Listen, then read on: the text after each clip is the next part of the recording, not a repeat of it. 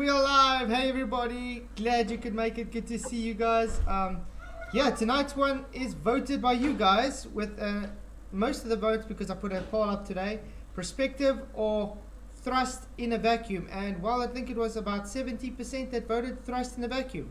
So I just want to say hi to everybody in chat. Thank you for being here. PJ Cruikshank, Michael Kahn, Glover Sunder, Haltech Industries. And yeah, that's everybody I see in chat. Thank you all for coming. Glad you could all make it. Sorry I didn't stream last night. I was really tired and worked late and stuff. I literally only got home now, half an hour ago as well. So this week is going to be a big hectic one for me, because we are trying to close off for the year. Hey Michael, how's it going? I'm doing good, you? Doing well, thank you. Sorry. So, let's just see. Thrust works in a vacuum. We got 7 votes already. Yes, 29%. No, 71%. I already see Haltech says anyone who says it doesn't know how thrust works. That's the whole point for tonight, Haltech. So we can show you that it doesn't work as you guys said it should. That's the whole point, because every demonstration we get with a rocket in a vacuum, it does not work. So, instead of telling us we don't understand, would you be able to demonstrate us once where a rocket can work in a vacuum, have thrust? That would be great. Can anybody show a rocket actually going into a vacuum? Because as far as I'm concerned, you can't have a vacuum next to an atmosphere, and whenever you see any rocket launches, they don't look like they're going anywhere but back into the sea somewhere. Yeah, exactly. I mean, if we just look at the demonstrations we get, when they do try and show us just rockets or even just gas pressure, as you put it, you would require containment first. We have never ever witnessed any demonstration where you cannot have containment before you have the gas pressure. Now they come and say, oh, gas pressure gradients, but then they don't understand gas pressure gradients comes after the gas pressure that's already contained. So when they point to the sky, they're already pointing at a contained system. Hey PJ, good to see you. Glad you could make it. But yeah, basically when they point at sky, they're pointing at a belief. Exactly. Absolutely. Sorry guys, just got here. How are you doing, PJ? Yeah, I'm good. Had a little accident yesterday on my scooter, so it got confiscated from me because they're not exactly legal. Oh man, were you wearing a helmet at least? Yeah, I'm fine. I I hurt my little finger, my little pinky. So yeah, the police they confiscated it just because I'm not meant to be on it. Is it impounded? Well, that's just another 300 quid out the window. Never mind. Well, you get it back? No, I won't get it back. No, they get confiscated. They're not legal, Michael. They're strict. Well, it's not that they're not legal. They're legal on private land, obviously. Which I think if they're not legal for pavements or road, they shouldn't actually sell them for that, should they? You know. But hey, plenty rides them in town centre near me. Yeah, you get yeah, they're mental, aren't they? You get really weird laws sometimes. Oh, absolutely. Like it's illegal to commit suicide, but it's not illegal to attempt it. That is just so silly. How are they gonna arrest you once you killed yourself anyway? What? A posthumous charge. You know what I mean? Makes no sense, does it? I'm going to say, if you're that low that you're thinking about committing suicide, I don't think you're bothered about laws and police. No, definitely not. Exactly right. Yeah. So yeah. I forgot to say, just thank you everybody for your support on the channel. You guys are really helping me. I literally gained like 40 supporters in the last 2 days, which is great for me. So thank you very much. Huge shout out to RV Truth, you rock, man. Yeah, we're gonna probably be we're trying to work out some collaboration we can do together. That'd be excellent. I think that'd be brilliant. Yeah. And then it looks like Thursday night we're going to have Adam Meakin and Brian's Logic on to talk about flight. So yeah, that's going to be exciting. Yeah, that'd be cool. And Wolfie's still running away from me. Well, the guests that you're getting, Flats, I mean, the guests that you're getting to come on your show, they're really good guests, man. Yeah. So, yeah, well done. Well done. Yeah, I really thoroughly enjoyed Sunday night with Alan. We're going to be doing a series definitely because there's so much on the moon landings and everything on his channel. It's got so much videos. So it's probably going to be a whole series. And it was good to talk to him live. I mean, it's the first time he's actually gone and talked live, so I think he did quite well. Yeah, I still haven't caught up on that one. I think there was two nights I missed out on just because what's been going on with my son and that. So so he's now moved up. He's up closer to you now, Michael. He's up in Manchester. Who is? My son. He's up in he's up in Manchester at the minute. Too. He's section 2, so it's a 28-day section. It's only because the meds that they give him, they can't do it in the community out here, so that and they can't keep him in the hospital because there's nothing physically wrong with him. So it's like obviously a head hospital sort of thing. So he's up in the old Manchester for a bit. So is he part of City now or United? I don't know. I don't think, to be honest, I don't think my son's into football at all. I think he just loves technology. That's it. Well, anyway, guys, tonight's video, I see Sly Spokane brought out the video 11 days ago, Rocket in a Vacuum. I haven't even watched it yet. I literally just downloaded it now. So this would be the first reactions I get from it. Are you guys ready to go through it with me? Absolutely. Well, I don't know much about this topic, like, but I'll try. Okay. Oh yeah, we'll give it a go. Why not? Why not? The people voted it, so we do it. That's the one. Yep. Right, so let me queue up. There we go. Oh, hold on. Okay, it's just these. Link. Come on, that's a few months ago. Okay, you guys can hear that, right? Hey, Faciality, Yeah. good to see you. Thank you for coming. Oh, I got a hold of a vacuum chamber with a pump similar to this one. So I'm going to test combustion and thrust in a vacuum. Here's my setup. It has a steel tub. I placed a candle in. Oh, guys, look how small that steel tub is. What happens when gas gets released in that small tub? It's no longer a vacuum, guys. Uh-oh, did he think of that? And what's that? Hitting walls. Would it be actually hitting something?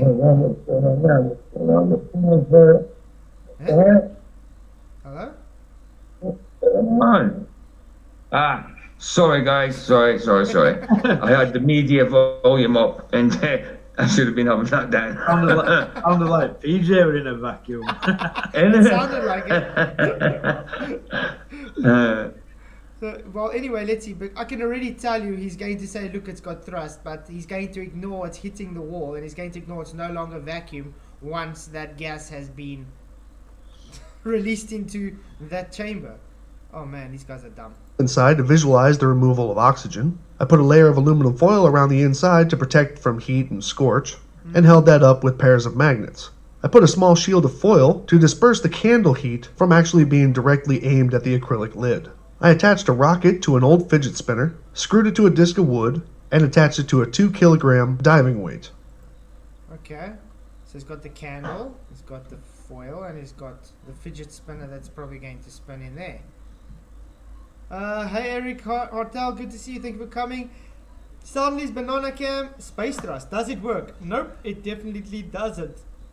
Out of 19 votes so far, we got 32% that say it does. I would say no, big fat no to that one. Mm-hmm. You see, they need it to work though because their space is based on that. Yeah. But do you know what their conundrum is though when it comes to a problem? Remember, what do you think they say happens when they orbit? They are falling around a planet, correct? And that's why they can float around in space. Now, when they are moving away from the planet, there's no more so-called G-forces pulling them to orbit. How is it that you still get floating around. Oh. Okay, they say there's no G, there's no gravity apparently, but gravity is not a force. So if there's nothing there to make you float into nothing, because if we look in reality, if we go higher up where there's no atmosphere, you know, quote quote atmosphere, just like when you get to space, there's no atmosphere, what happens? You fall, don't you not? So where are they Yeah. falling to in space if they're not orbiting anything? Exactly. So that's a Exactly. bit paradoxical. And that's why they also need thrust to be able to move, but since they cannot even demonstrate thrust in a vacuum, they cannot do it. The igniters I'm using are simple hobby-grade electrical charges that combust to ignite the rocket. So I attach that to the rocket. A thick acrylic lid with a silicone lining sits on top with the valves and the pressure gauge. To get electricity to the igniters, I have to create a 2-wire connection or circuit from outside of the chamber to inside Wow. the chamber. I use that copper plumbing as a conduit for 1 wire through the chamber. Okay, he's just trying to explain how is he going to... Okay, let's go check. He's probably just explaining how he's going to do to get the thrust. Nobody's saying you can't get ignition. You can get it, but usually people fail 9 out of 10 times, by the way, because you require the oxygen. 9 out of 10 times. Yep. That's good odds. That's good odds. You know what I mean? Hey, Fatty's flat. I'd definitely become an astronaut with them odds. Hold the Yeah. wires back from the spinner. Okay, let's check. First, let's get something out of the way. I call this the burnout test. In my setup, you'll notice that I have a candle. This candle serves 2 purposes. First, it is a visual indicator that due to the reduction of atmosphere in the chamber, I wanted a functioning flame to show if combustion due to naturally present oxygen was possible, as well as to burn off any that might still be believed to be in the chamber. And second, by that same principle, showing that atmosphere was actually in fact being removed from the chamber. Okay, so he's removing the atomo from the gas chamber, and he's trying to see if the flame is still going to burn. Hey, Jolly Man, good to see you. Thank you for coming. Burnout test was done because, due to the presence of the flame in the chamber, under natural conditions, the flame will eventually burn out all the oxygen in the chamber all by itself. But I wanted to demonstrate at what rate this would occur naturally versus when the air is pumped out of the chamber. In short, I just wanted to show that there was no combustible air in the chamber, no remaining... Hey, Nathan Oakley. Yeah, what vacuum? Space isn't a vacuum, remember? It's fake. But we're already pointing out, Nathan, that he's got a vacuum chamber. So he's already got containment to even have the vacuum. He doesn't get that though. But it's good to see you. Thank you for coming, Nathan. gases to push off of, and that the cause was the removal of the gases due to the vacuum pump. So I placed a lit candle inside of the chamber, closed all the valves, weighted down the lid to keep a seal, and timed how long it took for the candle to burn out all the oxygen in the Hey Owen, good to see you. Thank you for coming. This is actually a redundant test to do because, I mean, you just simply had it burning before while there was still oxygen in the container, and you're taking out the gas and then you see it burns out all the oxygen finished and then it burns out. So there's nothing. Yeah, exactly, Nathan. There's the container. The container we asked to show without gas pressure. But, I mean, show us gas pressure in the container, they cannot because they just bring containers everywhere. We're still waiting for that beautiful so-called demonstration without containment. chamber and then go out on its own. The burnout test concluded that it took almost exactly 10 minutes to burn all the oxygen out of the stated 5-gallon chamber. However, during the vacuum tests, the candle was consistently out within 1 minute of the pump being turned on, with a small variance of a second or two depending on how long the lit candle was in the chamber with the lid closed before starting the pump, which kind of gave the candle a head start. So in this 10-minute versus 1 minute comparison, the conclusion was clear. That it Hey Mac65, good to see you. Thank you for coming. It's good to see you guys all here. This is going to be interesting to see though, because yeah, he thinks if all the air's out, if it's going to have thrust moving, but he forgets what happens when that releases the thrust here. It hits the wall of the container to move. So it doesn't matter if there's air in or not. It's literally bouncing off the wall of a container. That's what pressure does. Idiot. Yeah, it's not fair, is it? Like, it's just too small a chamber. No, let me just put it this way. Sly Sparkane is an idiot. Yeah. He doesn't get the... This is the same thing he had where we had the issue with the balloon, where I took the balloon and I put it stationary for... It took me about an hour to an hour and a half to get it just to sit straight where it was. And he couldn't get it right because he's a moron. And he said, well, because he couldn't get it right, therefore I had it tethered. That was his argument. Because he couldn't get it right. Yes, outer space is fake, Nathan. You can't have gas pressure without a container, and this demonstrates that as well. So, yeah, let's see. In all the tests performed, the short life of the candle was primarily caused by the pumping out of atmosphere from the chamber. I like how it's already out, and he's still got... He's not even at his full vacuum yet. So, what did his... Something's not right there. Look here, guys. Yeah, look at what it's showing there, and it's still burning, right? And look here. Look at that. It's already burning out, and look how much air is still in there. Why? What is going on here? Something's not right.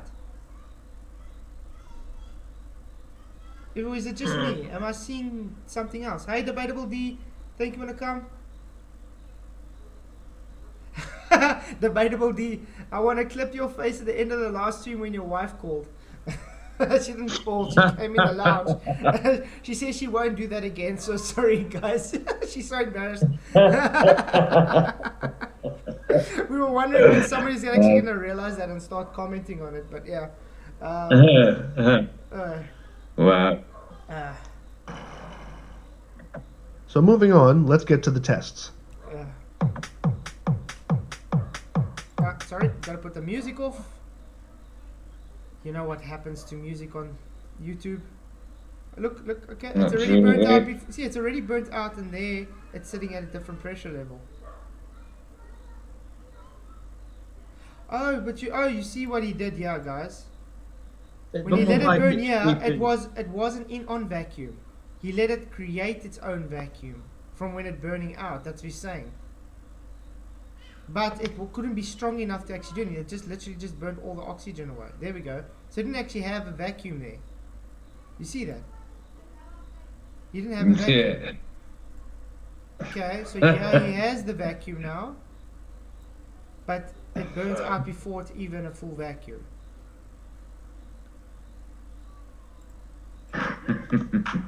Yeah, music. He loves putting music on. Exactly, Max65. Even you get it. We're trying to explain it to him. He's using too much of a small container. Look at that gap. I mean, when it comes out and thrusts, when it ignites, it's going to hit the wall of the container, and that's what's going to keep it to move, because it's hitting and bouncing off the wall of the container. It's called pressure. And it's no longer a vacuum once it ignites, because it's filling the space. So it'll be interesting to see what this gauge shows once it ignites eventually, because you can see he's failing to have it to work. I wonder if it's still music. Ah, still music. Oh man. No, he does this intentionally, so you can't copy, so you can't mirror any of his your robot in videos, and so you can get you busted for. Hey, tomorrow broadband, guys. Awesome. Yeah, that's gonna be great. I'm sure you're excited about that. I am. I'm just trying to get a signal for tonight. Oh, the Masons are here. 33 votes, guys, and yes, 33%. No, that's not Mason at all. Come on. And we got an orange lid. There's a lot of masonry here, guys. You crazy conspiracy theorist. Look, even my scroll boy is orange, guys. Oh man. Wow.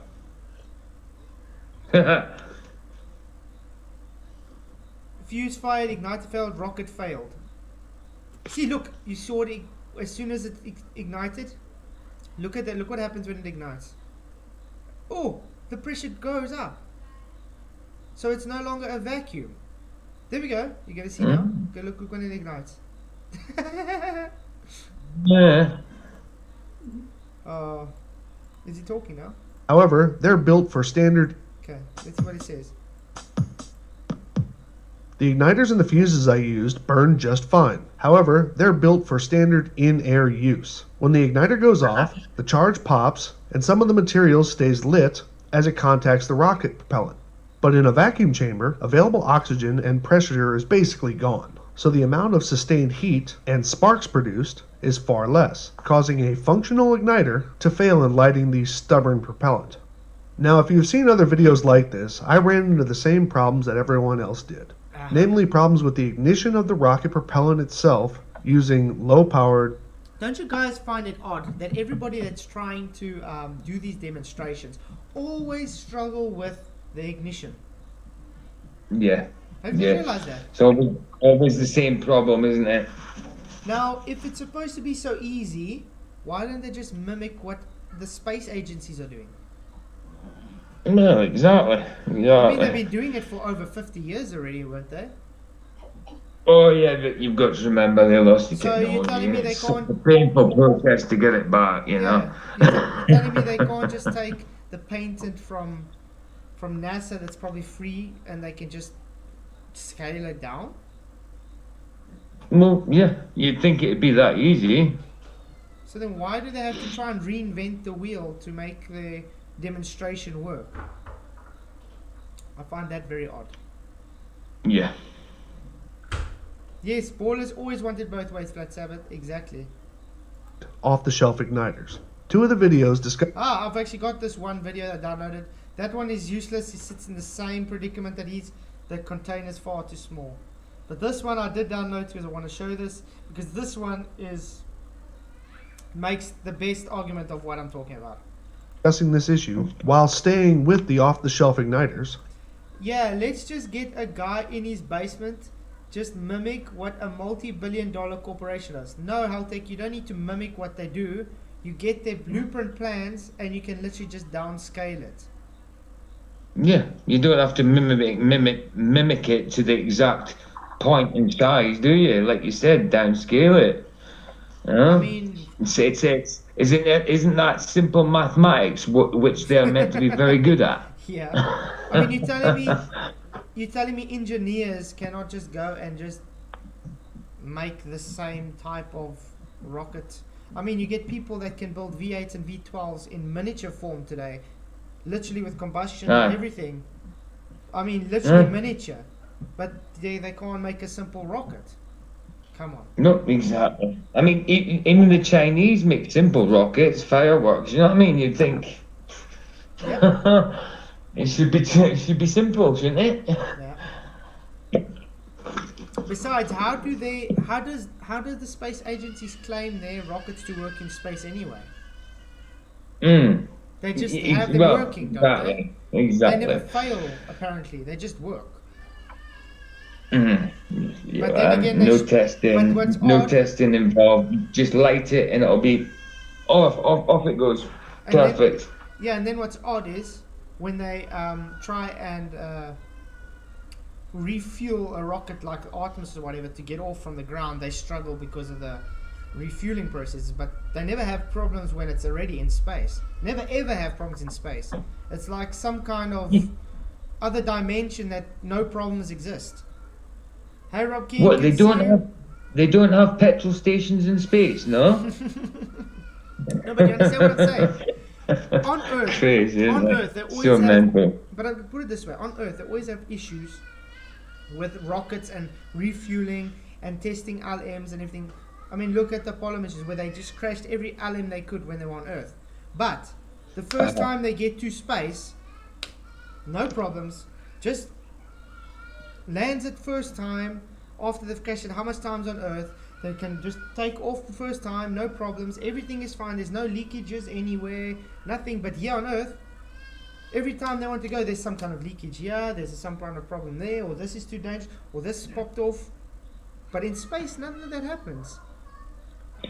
No, Yeah, we never have any problems like that whatsoever. It all goes swimmingly. Swimmingly. Ha ha ha. Excuse the Swimmingly, pun. Hey, Dustin Bones. Face reality, I agree. Outer space rockets can't thrust in water. There Actually, you go, yeah.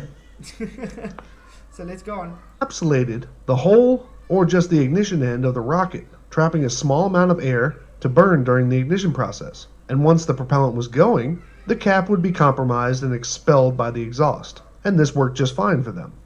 I tried this as well, but mine failed. But only later I found out this was actually due to a short in the wiring that I was not aware of. But actually I'm happy it failed, because that led me to explore other options.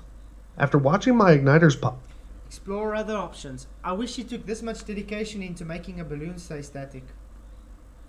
Yeah, I've got to see he's being a little bit objective there, and now Do he's you guys actually want to see? now they're subjective. You guys actually, when we're done here, I actually want to show you what he did to try and debunk my video with his balloon. He literally tried to hold the balloon fast, couldn't get it to stay still after 5 minutes of struggle, then just declared, no, it's impossible. That's it. That is it. 5-minute test, and that was it impossible. Yeah, now it's impossible just because he's too stupid That's to know how crazy. to do it. It took me about an hour to an hour and a half just to get it buoyant enough. Yeah, that's just prolific in failure, huh? Yeah, but I want to do it again in the garage sometime, so I'm looking forward to Yeah, that'd be cool. That'd be cool. up and inspecting the after effects, one thing was very clear. There was so much igniter material trying to start a very small surface of the propellant, even under normal conditions. And in the chamber, it was obvious that there was only a small chance of that function with the reduction of the ignition material due to the vacuum. So I decided that more propellant surface was needed for a successful ignition. And Dustin Bones, you are inaudible. I don't understand. How am I inaudible? Everybody can hear me perfect. Well, I can hear you, but I'm not listening through you. Yeah, everybody in YouTube, can you guys hear me okay? Please excuse my children in the background. I just can hear them screaming. I'm sure my wife has got their hands full with them. 43 votes. Thrust works in a vacuum. Yes, 35%. No, 65%. my solution was to bore out the ignition space to allow the whole igniter to be in contact with the propellant, and not just trying to hit a small bullseye with a few sparks. Okay. And well, this was the result. Ah, there goes the music again. Let's keep an eye on the vacuum. Okay, it's out. Now it's going vacuum. Why isn't he keeping it at a full vacuum though? And see, as soon as see guys, there, it's no longer a vacuum. Let's go back. Look at this. First of all, he's not keeping it at his full vacuum. See there, he's closed it. So there's still air inside there. That's a bit dishonest, Slice. Then he ignites and check. It's not a vacuum anymore. There's gas pressure inside. That's why it moves. He just debunked his own argument. That's not a bit dishonest. That is very dishonest. So, Slice Sparkane, why are you being so dishonest? You think because you're showing it from the top, we can't actually deduce what's happening on your gauge? Huh? Hey Lumpy, good to see you. Thank you for coming. I agree, Rob Keen. But yeah, so guys, let's do that again. Let's just see how he debunks his own. I wonder if I can make it slower on this. I don't think so. Is there a way to just slow it down? Speed, there we go. Okay, there we go. Okay, now it's going at extra slow speed, guys. See, first of all, he closes the valve. It's not even at full vacuum, so there's still air inside there.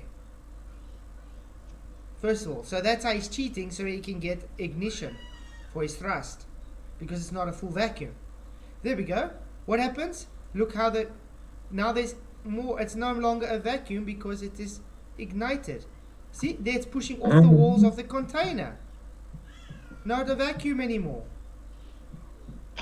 Definitely not. What a genuine guy this is. Wow, What a genuine. that is so very honest of you, Sly Parquet. I think everybody should go and comment on his video and tell him what a prick he is. What a dishonest cunt.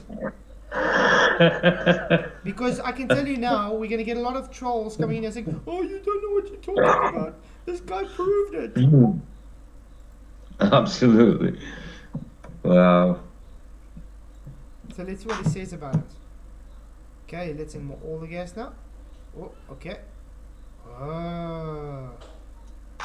Still music. Come on. I actually want to see what he's going to say about it. Oh, sorry. Oh. See how it's burnt against the wall, guys? Yeah.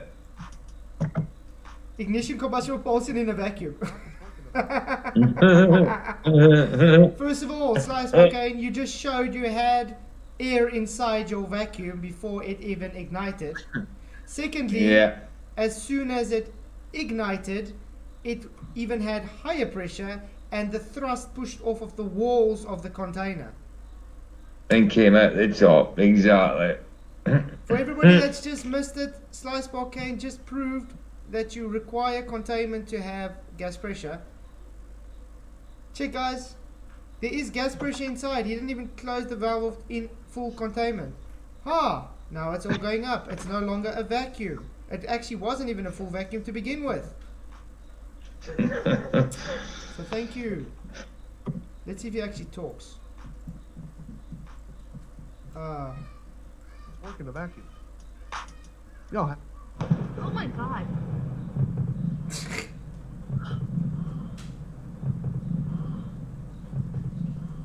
Okay, come Sly. Is that what you're gonna say? oh, and 3 little simple afterthoughts for my science-denying truther friends. I filmed all of this at just under 1,000 foot or 300 meters of altitude above sea level. And the weather was cold. Oh. This has an effect That's on funny. what is considered to be a vacuum in the chamber. This video So he's obviously already shows... trying to make excuses for it, guys. Let's go back to what his excuse is. Wow. He's making excuses for it already. Oh, and 3 little simple afterthoughts for my science-denying truther friends. Science denying truth of friends. First of all, this isn't science. Science denier, the friends. First of I all, had to laugh at that. Yeah, first of all, Sly, where's your hypothesis here? There's no science here. Second of all, that is not a full vacuum. You got air inside there to actually have the ignition. Hence why you can see the ignition before it even ignites.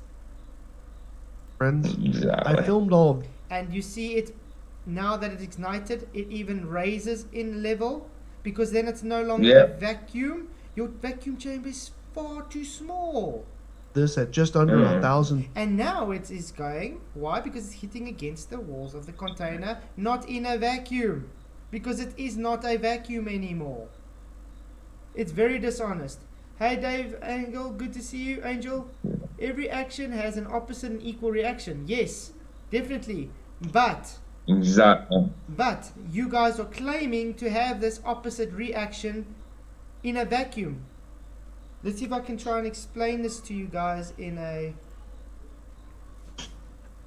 Okay. It's empty.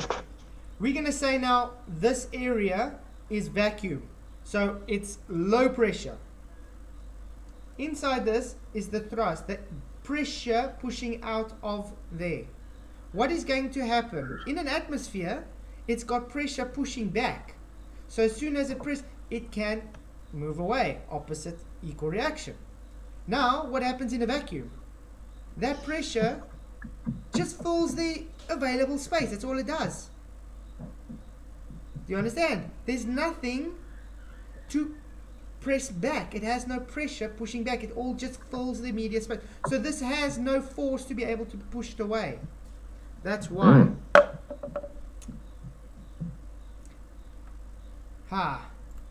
So thank you. foot or 300 meters of altitude above sea level. And the weather was cold. This Doesn't has an matter. effect on what is considered to be a vacuum in the chamber. This No, it's not considered to be a vacuum in the chamber. It wasn't never a vacuum in the chamber because you didn't even give it full vacuum. And as soon as it ignited, after it wasn't a full vacuum, it raised in pressure and the ignition spark, you know, the thrust, pushed off of the container wall. Hey, it's me again. Good to see.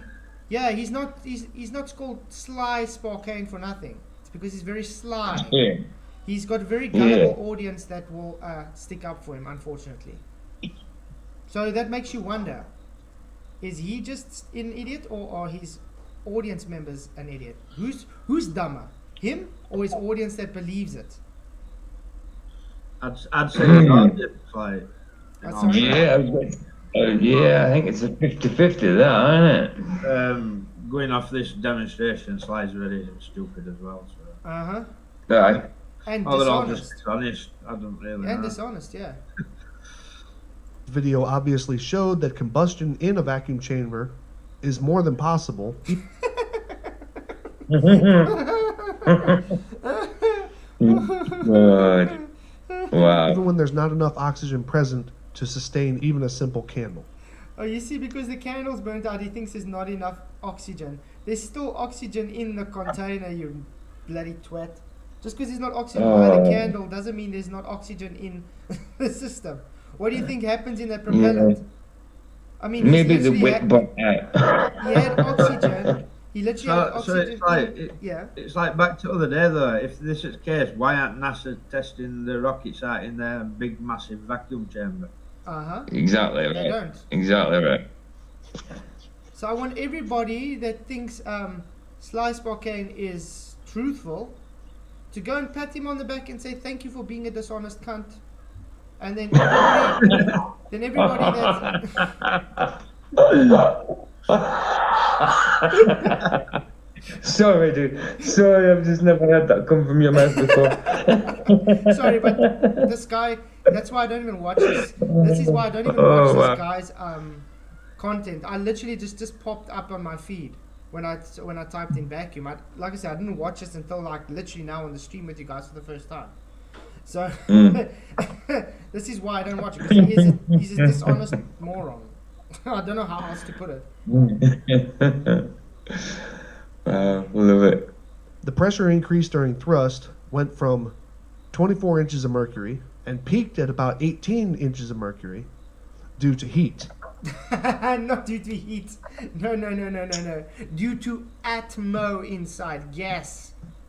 The heat attributes to the movement of that gas, but it's not the heat that pushed it up. It was the gas inside from the thrust. You know, it literally released that energy. Yeah. If there was heat in a vacuum, it wouldn't make a difference. Because, you know what I mean? But the heat did attribute to the pressure buildup, because I mean it made the gas that's in there to move faster. But he forgot, he literally released the gas when he made the propellant. It creates gas. Does he think no gas comes out of the propellant? This guy's a moron. It's entertaining though. If the rocket would not go forwards, then there would be no opposite reaction of the propellant leaving the rocket. Haltic again, he was not in a vacuum. Not in a vacuum, it works perfectly. No one says it doesn't, because you have an atmosphere, there's pressure pushing back.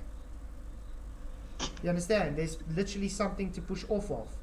But if you're in a vacuum, if you're in a vacuum, it just fills the space.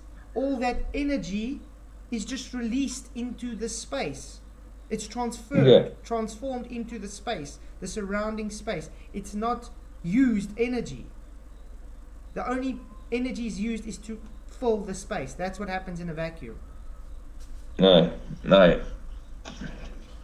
That's why you guys can't prove it. Okay, let's Hey, get yeah. but I've downloaded more videos, guys.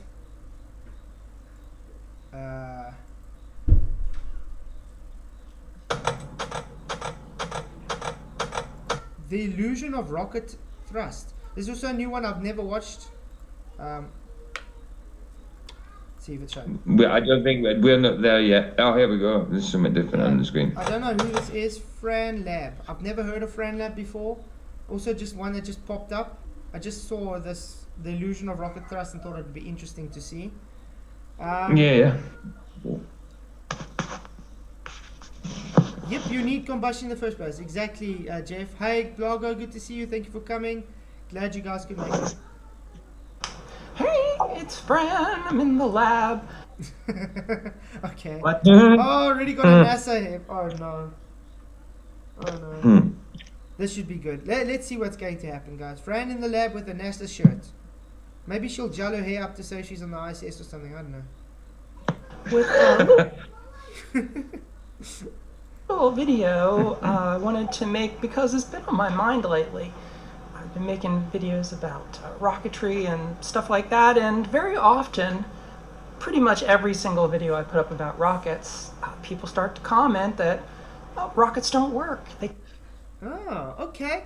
So she's going to prove us wrong, guys. This should be interesting. Rockets don't work. No, rockets work. Rockets in a vacuum don't work. There's a difference. Don't work. Yeah. Yeah. Yeah. Well corrected. Well corrected. Can't work. You know, a rocket can't work in a vacuum. Great. Rockets don't. We still haven't had a demonstration that shows it. She's moving her hands. She's gesticulating. That's maybe her demonstration. Well, she looks very, how can I put it? Very passionate about it. So let's go. Like I said, don't know who this person is. Haven't never watched this comment before. Good on, thank you. Okay, let's go on. Work in a vacuum. You can't fly in a vacuum because there's nothing to push on. Now, in my own analog computer up here, I've never really seen the issue with Analog computer, and she's never seen an issue with it. Like I've explained, Because if you got she's nothing, never been there.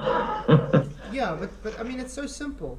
These people are supposed to be so logically minded, but they cannot understand to fill something literally dissipates the energy. That's what happens. If you don't have any back pressure, you're not going anywhere because you literally need to dissipate that energy to make it move forward. But because there's nothing to dissipate it into, it's literally just filling it. That's where all your energy gets transferred to. You cannot move forward. It's simple physics. rockets. But I spent some time deconstructing my own perceptions of it to try and figure out where the illusion is about rocket thrust. So to help illustrate this, pull out my... See, this is what I'm saying, guys. See, they say kapow, and then because the energy is released, you see, because they say the energy is released out of the funnel, that means opposite and equal reaction. So because the energy is pushed out there, the rocket has to move forward. But they're forgetting the vacuum part. That's what I'm saying. There's empty space. So all that energy released is not being able to push it forward because it's literally just forcing all that energy to fill the space. Okay. I just want to pass it next. Looks like a bleeding squid. Hey Quinlan, good to see you. Thanks for coming. Yeah, I wanted to say another word that looks like that. I'm not going to say the word. No. It starts with a P.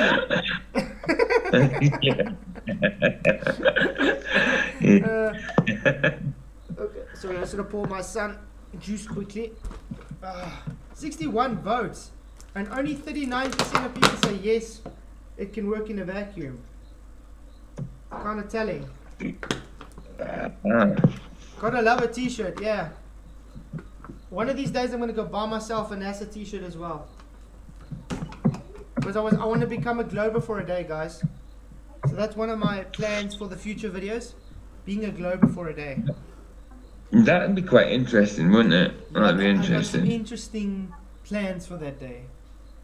Yeah, that'd be cool. Maybe you and Arwen should team up as Baldwin. You know what I mean? That might be quite a good show. Oh. Dustin Bones, you said you're not welcome here anymore. Of course, everybody's welcome here. Oh, I got my No, high-tech... Dustin Bones. I welcomed him when he came in, did I I've not? just said out to him, why do you come here and moan? Isn't it? Yeah, but Yeah. you, Moan. you see the problem. Especially The problem with the Globers is they cry victim when they can't defend their narrative. That's the problem. Pathetic. They're either brand new socks coming here talking crap, or they're old socks coming here moaning.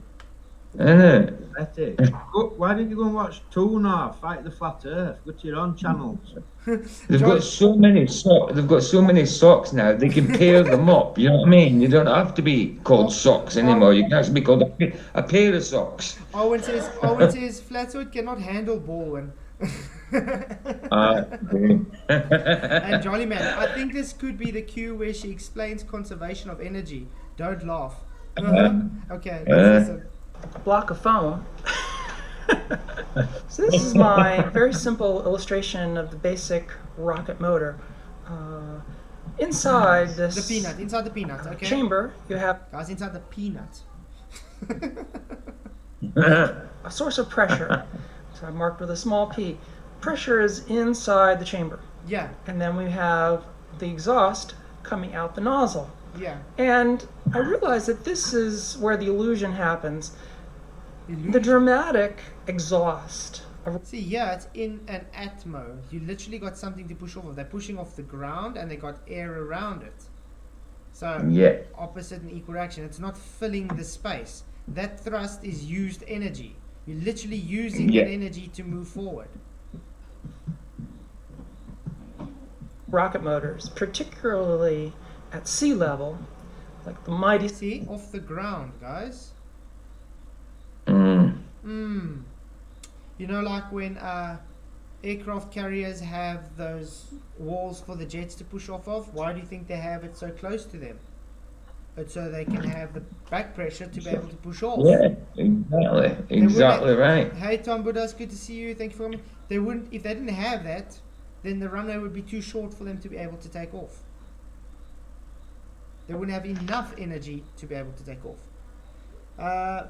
Hey, Into the Break, good to see you. Yeah, small p dramatic exhaust coming out of the nozzle. Small p. Talking of which. You know what I also want to say, guys? Don't you just think Newton's laws can be wrong? Absolutely. Yeah. It's like they just think it's just a set. It's just got to be that way. Yeah. You know what I mean? Because Can anybody actually prove Newton were even a real person? yeah. Oh, And can anybody prove it was an apple and not a watermelon or something? Well, it wouldn't be a watermelon what's because the they odd- don't come off you know what's trees. the odd Coconut, story? you know what I mean? You know what's an odd story about Newton's story? I've heard Yeah. from some sources it wasn't an apple that fell. He saw the moon go into the distance, and that gave him the idea by sitting under an apple tree. The other said no, apple fell on his head. The other said he just sat there and looked at an apple tree and thought, what if an apple fell? There's so much different stories to it, but the most one is the apple fell on his head. Yeah. Well, maybe by thinking the apple was going to fall on his head, that's your formula for gravity. Just thinking about it. You know what I mean? It could be anything, couldn't it? Yeah. You know what I mean? Crazy.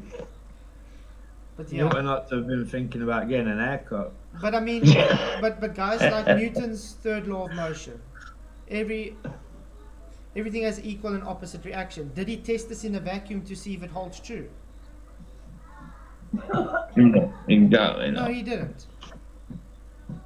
And it would cancel it out because everything's filling the vacuum. All the energy is just displaced into the vacuum. Saturn V and its roaring exhaust, it gives the impression that the exhaust is like a pillar on top of which the rocket is sitting. No. And you get the idea that the rocket thrust is that there's sort of like a column here that the rocket is sitting on, No. and that the column is So she's trying to say because it looks like a rocket column, therefore it's just an illusion. Is that what she's trying to say? I don't know. More than likely, but Because I think she's trying to explain that rockets are supposed to work in a vacuum, and now she's saying it's just an illusion because it looks like a column. With a drawing, by the way, guys. lifting the rocket. That's the illusion. But this is just that. This is an illusion. The exhaust is a necessary component of thrust, but it's not where the thrust comes from. So let me Oh, you see, this is what they do, guys. It's not where the thrust comes from. No shit, Sherlock. The thrust comes from here. It pushes outwards. That's the exhaust for a reason. That's not the Exactly. issue. The issue is More where of a- does this more of energy... more of a delusion than an illusion. Yeah. I mean, the issue is not where the energy escapes to. The issue is the energy gets dissipated into nothing, so therefore there is no energy to be able to push it forward. Everything in life works with, everything in life works with pressure. If there's no pressure, then there's nothing. No. It's like, how, I don't know, this might be a false equivalence. Let's say you take a fish tank with no water in. You throw water in to fill it. That water is filling the fish tank. Just like a vacuum, you take a empty container, vacuum. There's nothing in there. As soon as you put air into it, you're just filling it. That's all you're doing. Oh. Yeah. That's it. Yeah. Unveil this by making a simpler model. This is A peanut. Now it's a peanut, guys. a sealed chamber, and we got a source of pressure here. So, without any openings in this sealed vessel, we just have pressure, and that Oh, look, guys, sealed container with pressure. Doesn't that sound familiar? Very, very familiar. Sorry, my YouTube's crashed a bit. So, No stress. yeah, it does. I mean, sealed container with pressure. Huh. Mm. When I'm sure I've heard the argument you don't require the sealed container to have pressure. Where was that before? No, I've heard that somewhere before. God knows from whom, but I've definitely heard it. Yeah. pressure is exerting a force. Pressure is exerting a force on the container wall. So this is a new one we can use, guys. Okay, so now I've drawn these lines to indicate force that is being applied evenly to the inside of the vessel because we have a pressurized container. Pressure requires containment. And as long as the pressure Straw man, Flato, it's straw man. Yeah, this is a straw man for sure. It has to be. Every time she says the word pressure, it just reinforces our arguments. You know what I mean? A blogger, definitely. There's pressure everywhere. No one says there's no place with zero pressure. You cannot get a negative pressure. Absolutely. But 10 to the minus 17 torr is a whole a lot of a less than what we got. Reading. Definitely. How you doing, Lumpy? You good? I'm good. Hey, good. Lumpy. How's it, man? Excellent. I thought of an image that maybe a baller might get is like if you had a balloon that's blew up Yeah. on your mouth, and rather than let it go push all over the place and go all over, if you just breathe the air in, there will be no thrust because That's your lungs exactly create what's vacuum. happening. That's exactly. All the energy is just being dissipated into the available space. That's it. It's not being it's not being transformed into movable energy. Remember thermodynamics. There's no force at that point. Yeah. I mean, So I don't know. I mean, it's like like do these people? It's a good thing the heart works automatic. but that's but you understand. That's what I don't get. The thrust is supposed to be transferred into usable energy. It's not usable energy when it is into a vacuum. It's cancelled out. It just accepts it. Yeah, it's literally just fills the space. Exactly. It's filling the space is it's transforming that energy to fill the space, not to propel you. Hey, Charlie Girl, good to see you. Thank you for coming. Glad you could make it. Klebricus. Hey. I hope you guys are all doing well. 72 votes already, guys. And 42% people still think it's yes, you need thrust to work in a vacuum. Oh, man. is kept within the sealed vessel, every single point inside of this hollow chamber has the same amount of force being applied in all directions. Okay. So what happens when we open up this closed static system of pressure? What happens when you open it up, guys? You know, something is gravity holding it in. So now, pressure inside this vessel is able to escape. So just like on Earth, if we had an open system, what would happen? The pressure we breathe would now escape. Push into the low pressure woman- for sure. Yeah, this woman just debunked the whole globe model's argument that you do not require containment to have gas pressure. In one sentence, she did it. Yeah, absolutely. Wow. We've given it a way to exhaust. Let's say we make this into an engine where we have a way of creating a constant pressure here, a very, very high pressure, a constant supply. So constant pressure here, constant Hi Flathead, I'm new, lol. Not in Flat Earth, believe, but in the channel. Thank you. I know RV, I think RV was one of the people that led you to the channel. Really, really do appreciate it. RV's awesome. We're going to be doing a collaboration soon. We're just trying to work out what collaboration we're going to do. And hopefully I'm going to have him on the channel again sometime. I must probably go onto his channel sometime. That would be great. It would empty instantly, Flatwood. Yep, it would empty instantaneously, just like what would happen here. It literally empties instantaneously. It presses all away, thrust. But what happens in no a vacuum? energy change, and spontaneous and instant, and in moving in all conceivable directions to fill volume. That's what the gas will do. Exactly. Absolutely right.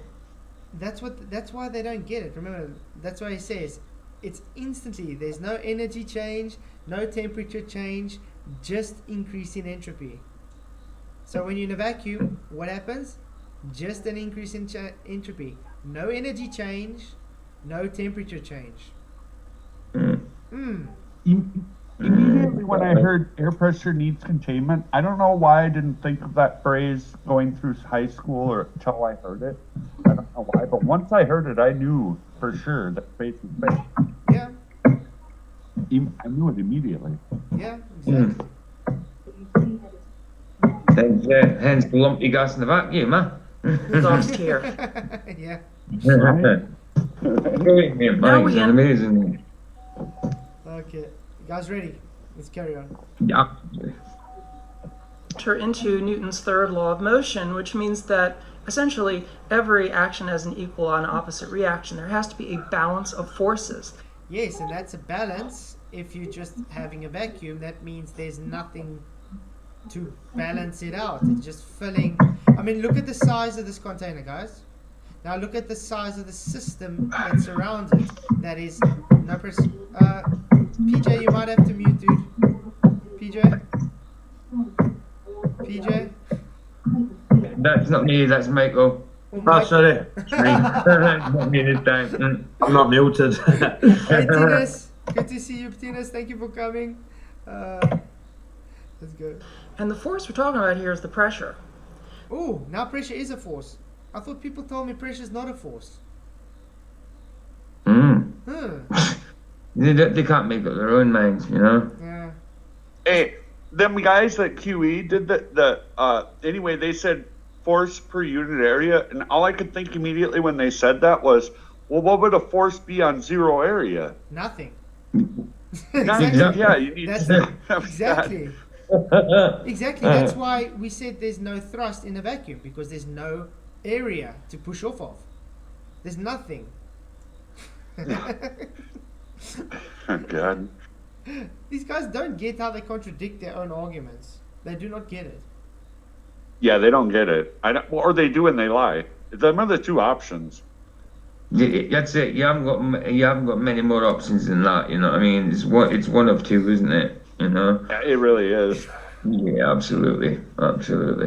There has to be a balance of forces. We have the exhaust here, so we've got all this gas coming out. No, gracious Golf. Definitely not a negative number. You do not get negative pressure. No one says you do get negative pressure. You just literally require something to push off of to have an equal and opposite reaction. That's why when you guys take a bowling ball and sit on a chair, you're throwing it, you're literally pushing it off of something. There's pressure pushing back. Sorry. Hey, the numbers we were given for space are just ridiculous, but there'd be no way to measure that at them values, but it's not a negative number, it's a negative exponent. Yeah. So Okay. You know, hot Sorry, gas coming out at a very hot. Sorry? I mean, You're breaking up. I just said I was going to be quiet. Oh, Let the video play. Sorry. High rate of speed, high speed, but low pressure. Or we have high pressure here, we have low pressure here. All right, this gas.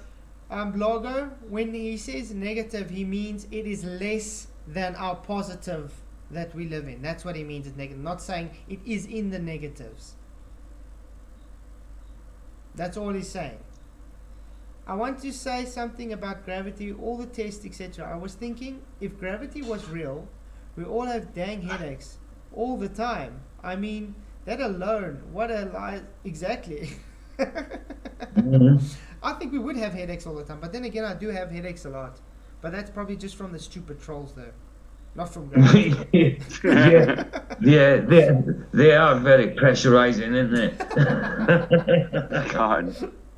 They're laughable. It's laughable. I mean, at maybe 2015, but the Black Swan and the Sextant and air pressure requiring containment, these arguments are just crushing. They can only use tactics now. Yeah.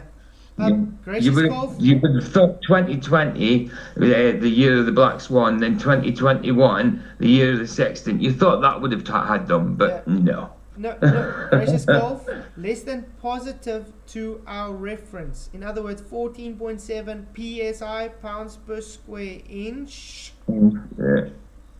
If you have less than that, then it is a negative to that. Do you understand? That's what he means. Not saying gas pressure is negative. The way these are the guys really take people's words and try and misrepresent and screw it around. Well, then they don't understand what an exponent is and how factoring works in math. So they're just like exposing themselves as complete numpties. And to the negative exponent is still a positive number.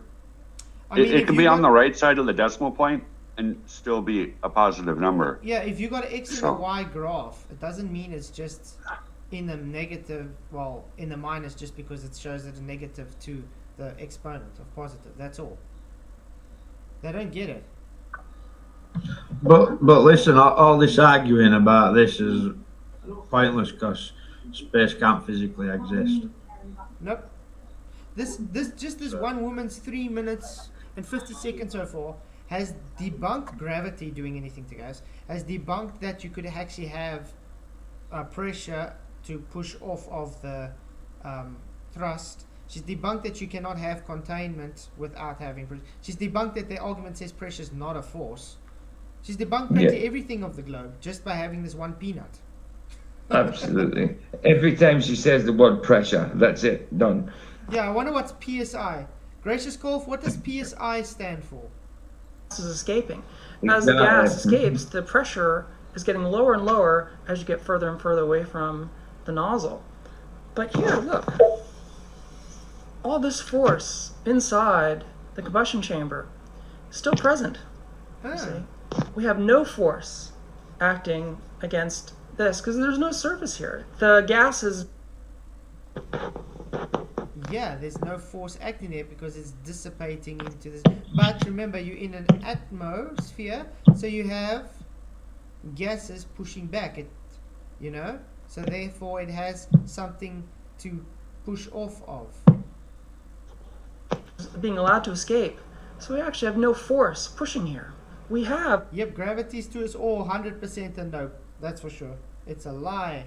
However, a tremendous amount of force being pushed here.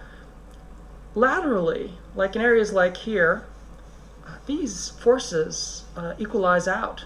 There's no motion here because the pressure. Wow. No motion there. Pressure is motion. Yeah, So that's a absolutely. contradiction. That's a contradiction. You can't push something without you know what I It's the mean? force Something doesn't exerted. move It's the without force- pressure. Yeah, it's the force exerted, some so it's sort. motion. It's the force exerted, it's Yeah. motion. Absolutely. Strange. And just because it's Strange. faced, and she, if you guys haven't realized, she's attributing gas to one vector. Have you seen that? Gas moves in all directions. Literally just give Isn't me it? single vectors here. Different directions, different speeds, you know what I mean? All different vectors. All And she's different vectors. ignoring, and she's ignoring if it was a closed chamber and you open it, it instantaneously would equalize into the surrounding system. So it will not Absolutely. mean the pressure's still there while that's open. It just Mm-hmm. it instantaneously seeks an opening. It seeks to fill the place. Nature abhors a vacuum. Yeah. Pressure here and the pressure here is equal. And the pressure here and the pressure there is also equal. Yeah, they will be equal if it's a closed container.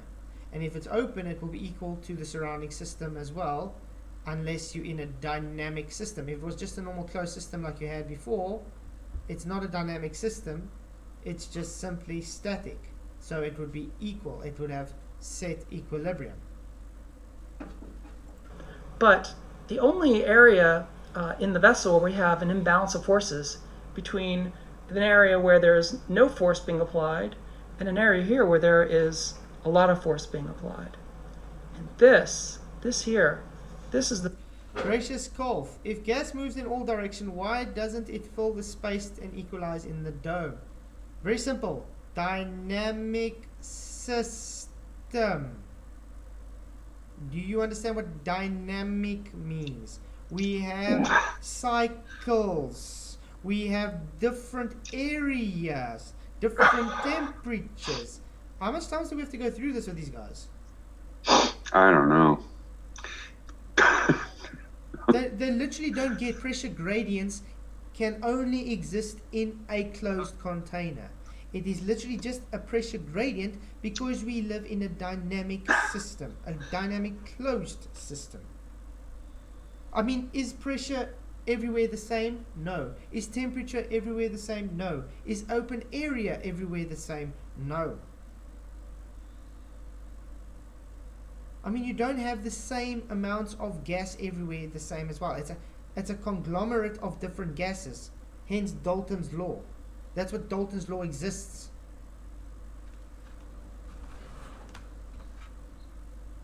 I'm thinking I'm going to have to probably do another in-depth gas presentation for these guys or something. I don't know. How much time do I have to do it? I have no idea. the surface that causes thrust. This is where the thrust is happening, right here at the front of the rocket engine. The exhaust is net.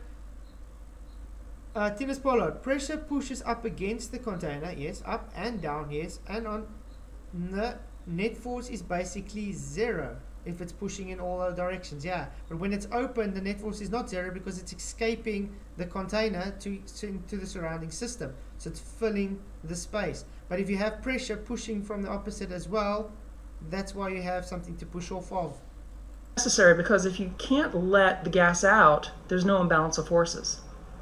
But contrary to the illusion, having gas on this side, that is using this engine inside of an atmosphere, is actually working against the engine moving at all, because the more pressure that this exhaust has to push against, like if you've got... Have you ever heard of back pressure, woman? I mean, you guys have heard of when you have a car's exhaust. Sometimes it's more beneficial to have a bit of back pressure than just having it fully open with no back pressure. Do you guys know that? Wonder why that is. Atmosphere at sea level, like 14 psi of air on this side of the motor, the engine is having to work that much harder.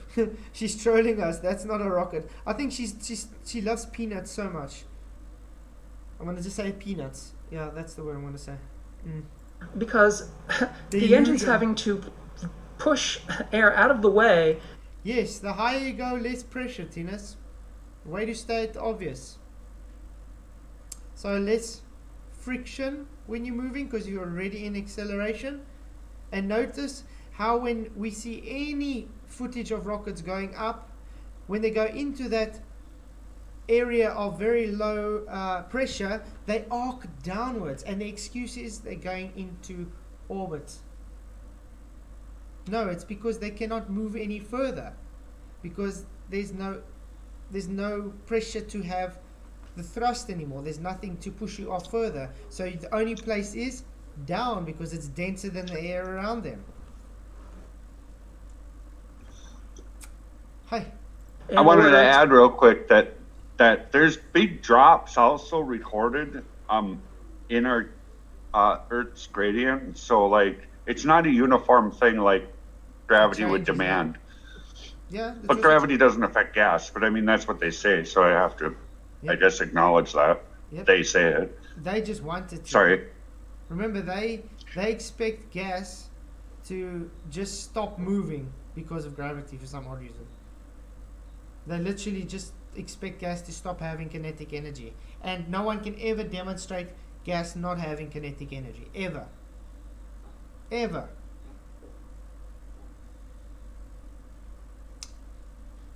To evacuate pressure.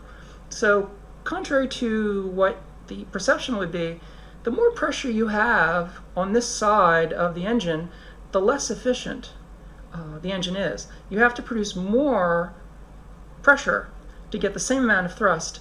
The more You always produce more pressure in a rocket. It's not difficult to just get past 14.7 psi because it's already 14.7 psi, and then you're pressurizing it over 14.7 psi. Does she get that? Your base is already 14.7 psi.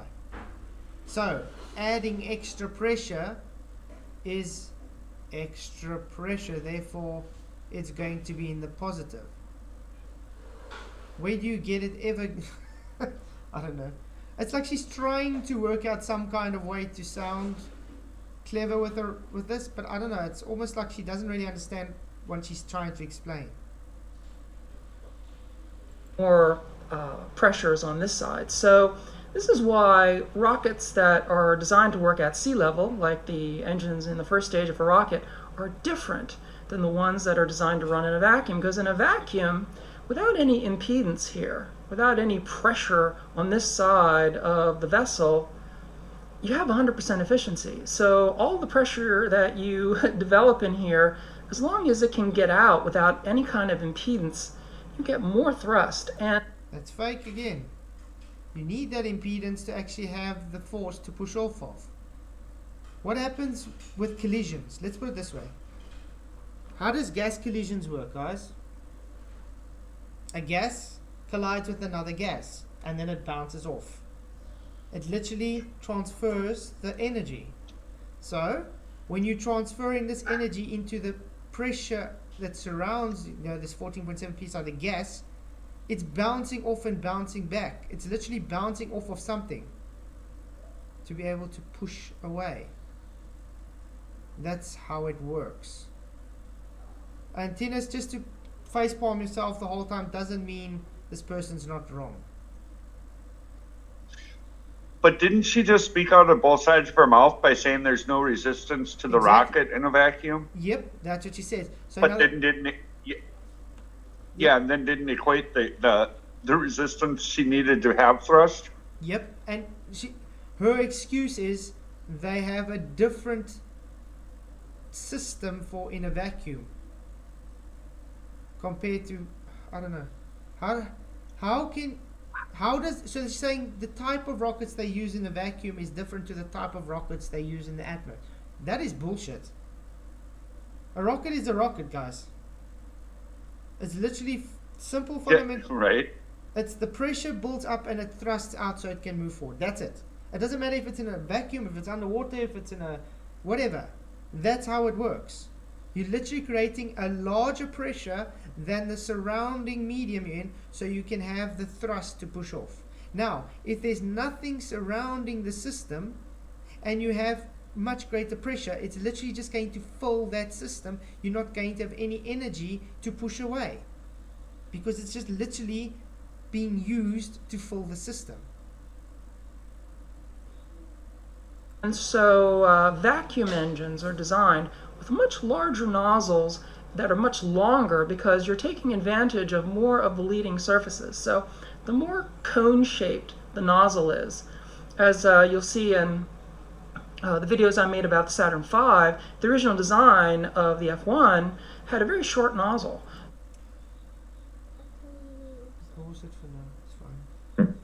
Yeah, I mean, the nozzle design is not going to help you in a vacuum. Just because you're making it wider and longer, it's still going to have exactly the same path to fill. Remember, in a vacuum, it's instantaneously filling the surrounding system. Hi, Roman Ortiz, good to see you. Thank you for coming. Yeah, how can you achieve forward momentum without anything to push off from? When you even the vessel you have on the floating, it's free space. Imagine trying to lean on helium balloons. Yeah, that's about it.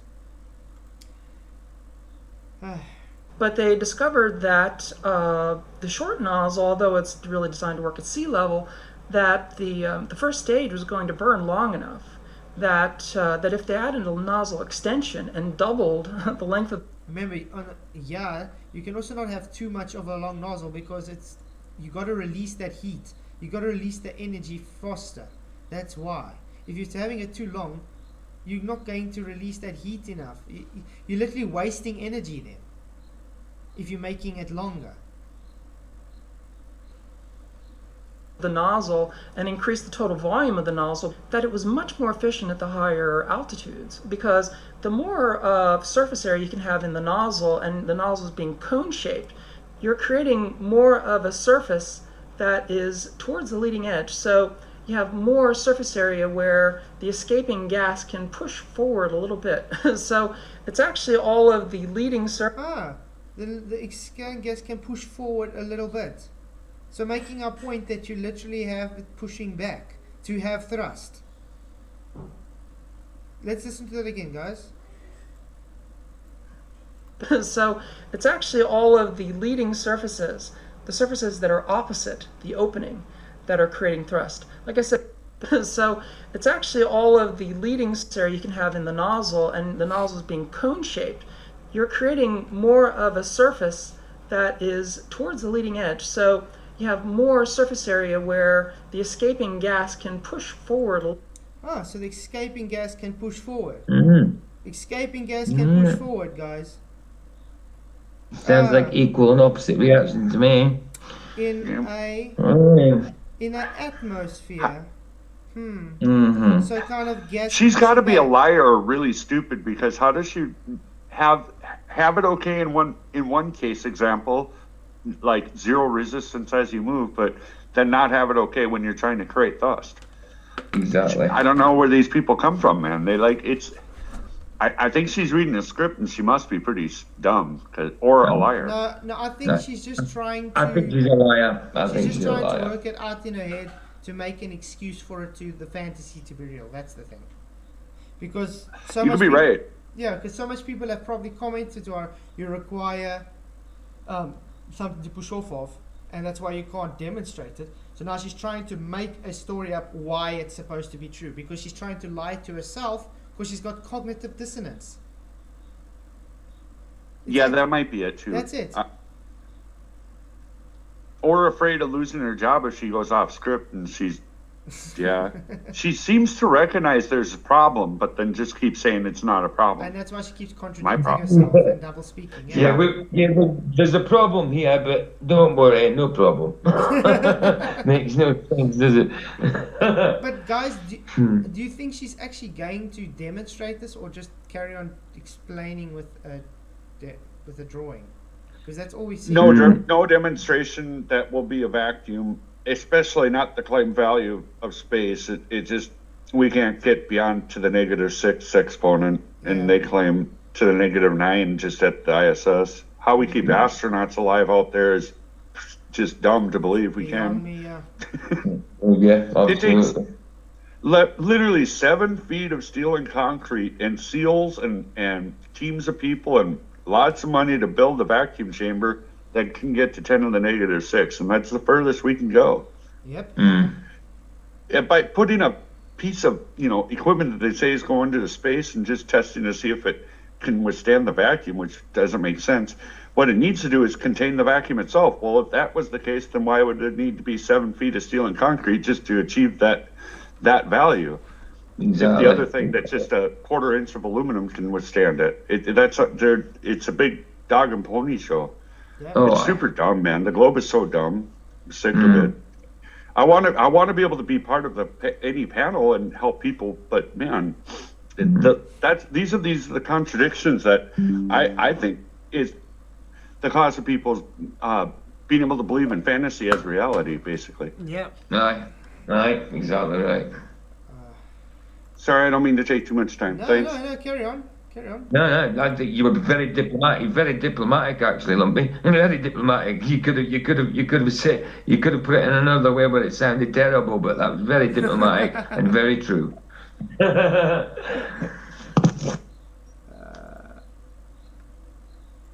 Just quickly trying to make some space on my hard drive. I really have to go and get another hard drive, guys. This one is like so full. I keep on having to delete just to carry on. Okay, let's carry on. And if you guys missed it already, Slice Sparkane tried to demonstrate it, but failed miserably and showed how dishonest it is by actually having gas pressure, not a full vacuum, and then igniting it and having it actually hit off the wall of the container. So if you guys missed that, do watch the beginning of the stream when it ends. Epic. Well, another thing is Sly can't get to anywhere near the value of space, No way. even at the ISS level. Nope. But like I said, So they're comparing. It's like comparing hard steel to water or something. yeah, You know, it's like taking. if you were to translate it to density, but it's not a dense thing. It's anyway. Whoever brought that up the other day, whatever. Yeah, it's the same as taking a plastic tube and saying this plastic tube will be able to withstand the temperatures of an iron tube. Yeah. It's a false comparison, and it's obvious when it's put like that. Yeah. Somehow these people have gotten us to not understand what air pressure, because I don't know. I understood it, but then I didn't understand how the vacuum. Yeah. Once I heard it, though, I knew space was over. Yeah. Okay, let's go on. A little bit. So it's actually all of the leading surfaces, the surfaces that are opposite the opening, that are creating thrust. Like I said, the rest balance out. Areas like this, like the inside of the thrust chamber, I've really exaggerated it here, but like in the, if you look at the actual cross sections of like the F1, they minimalize this area here as much as possible. The actual shape of the thrust chamber is extremely critical. So Extremely critical. She, Now the shape is the Hold one on, that makes the difference. do you understand what she's trying to say right there? She's trying to say it's pushing itself. It's just pushing Yeah. itself.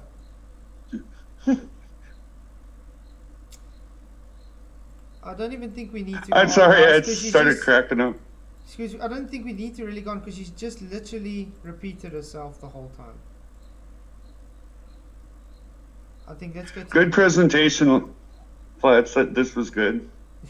And I've never ever seen that woman before. I've got another one.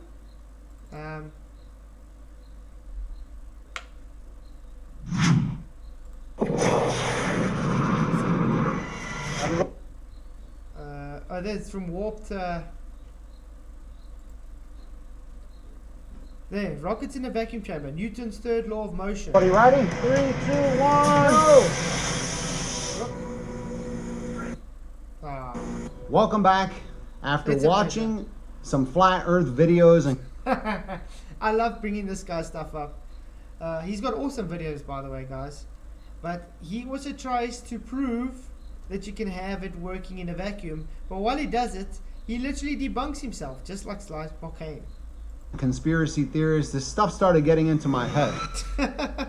So this time I'm going to legitimately challenge Newton's third law to demonstrate, is it a law or a lie? Okay. So I set out to build a bigger, better vacuum. Okay, we don't have to see how it builds the vacuum, but there we go. That's a vacuum chamber you built, guys. Nice and long, but I mean it's not really wide though. But there's an issue. You're gonna see now. Okay, it's strengthening it a bit, putting a. Let's see what happens when we first test it. They had an issue with it because it's just a partial vacuum test, guys. Motor properly, mount it in the vacuum chamber with the scale to measure the thrust, Yeah. and run our chamber through the first partial vacuum test. Okay, he's putting it through the vacuum test. It's going to have it now. Look at the vacuum gauge, guys. Oh! And did you see it only pushed once it literally... It only had thrust once it's filled the chamber. You see?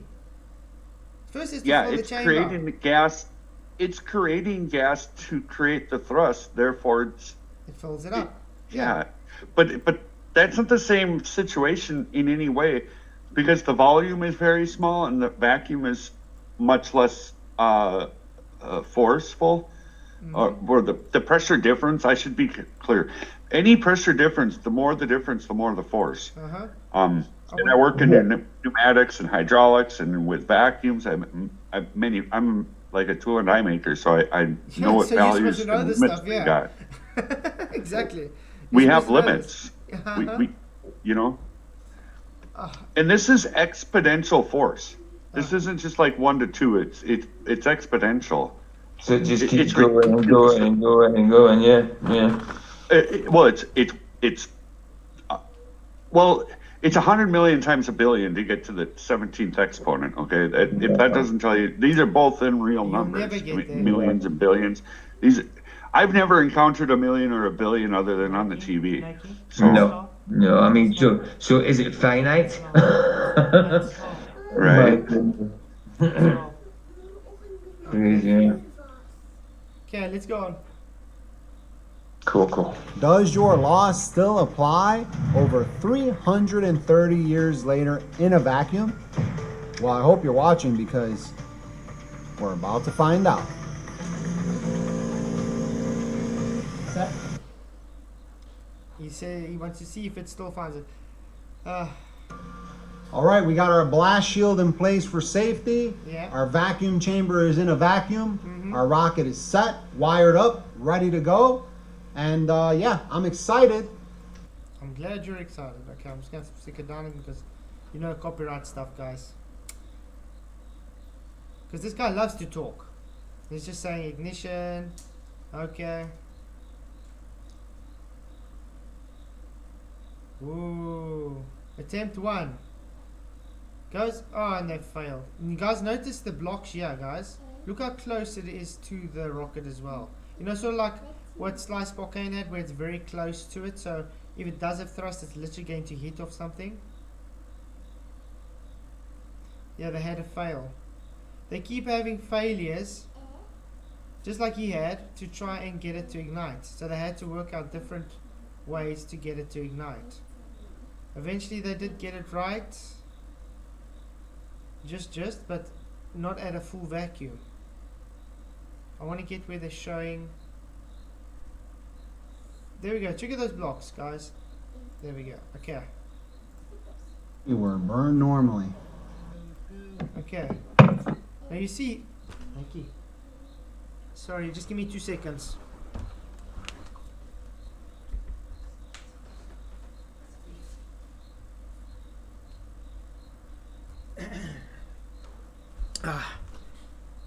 Okay, let's see. Now, where's that rocket, guys? Can you see there's blocks right in front of it? You know, for some to hit off of. Look there. Literally underneath and there. So when the gas expands, what happens? It hits off of those blocks. Or do you think that doesn't make a difference? Yeah. Sorry?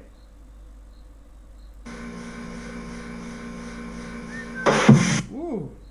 Okay, it didn't even... Now it's already... What's it named?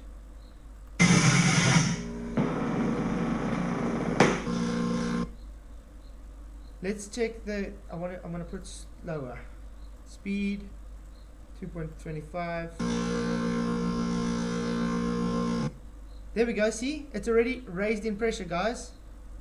See, it's no longer the vacuum, and it hasn't had thrust yet, and it is filling the space. Now it is only having thrust, and it's no longer a vacuum, and it's hitting off of what? The container walls and everything in the way to push off of. Therefore requires something to be able to push off of.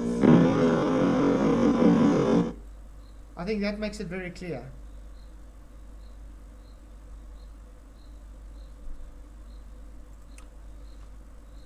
Second step, it's almost the year 2023. Anyone who believes rockets work like they say have to be the dumbest people alive.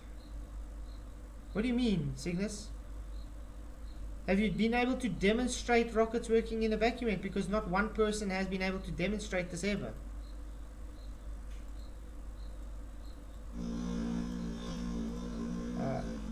Okay, let me check again.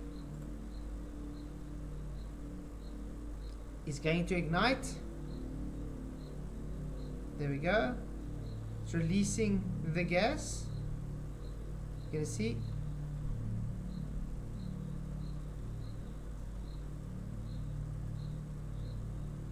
But so I'm very extra slow.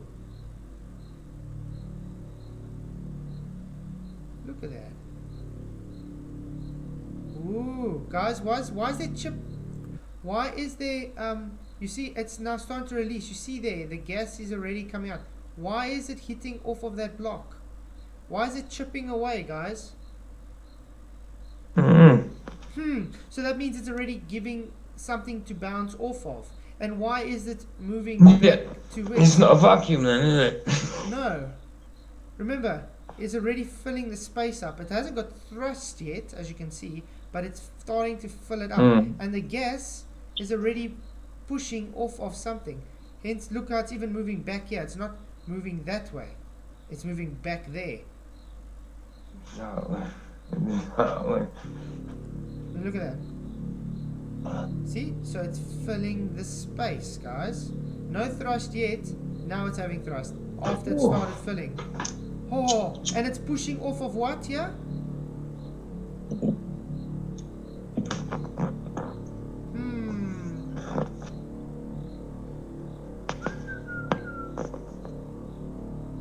It's not even a vacuum anymore, guys.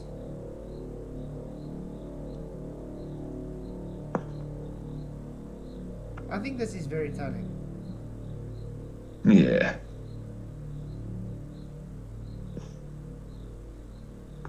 But it is beautiful to watch in slow motion though.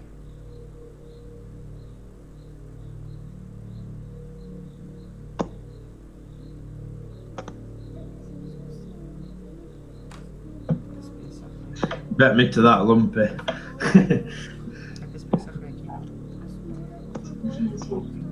I was just reading that there. Fair play to you, Lumpy.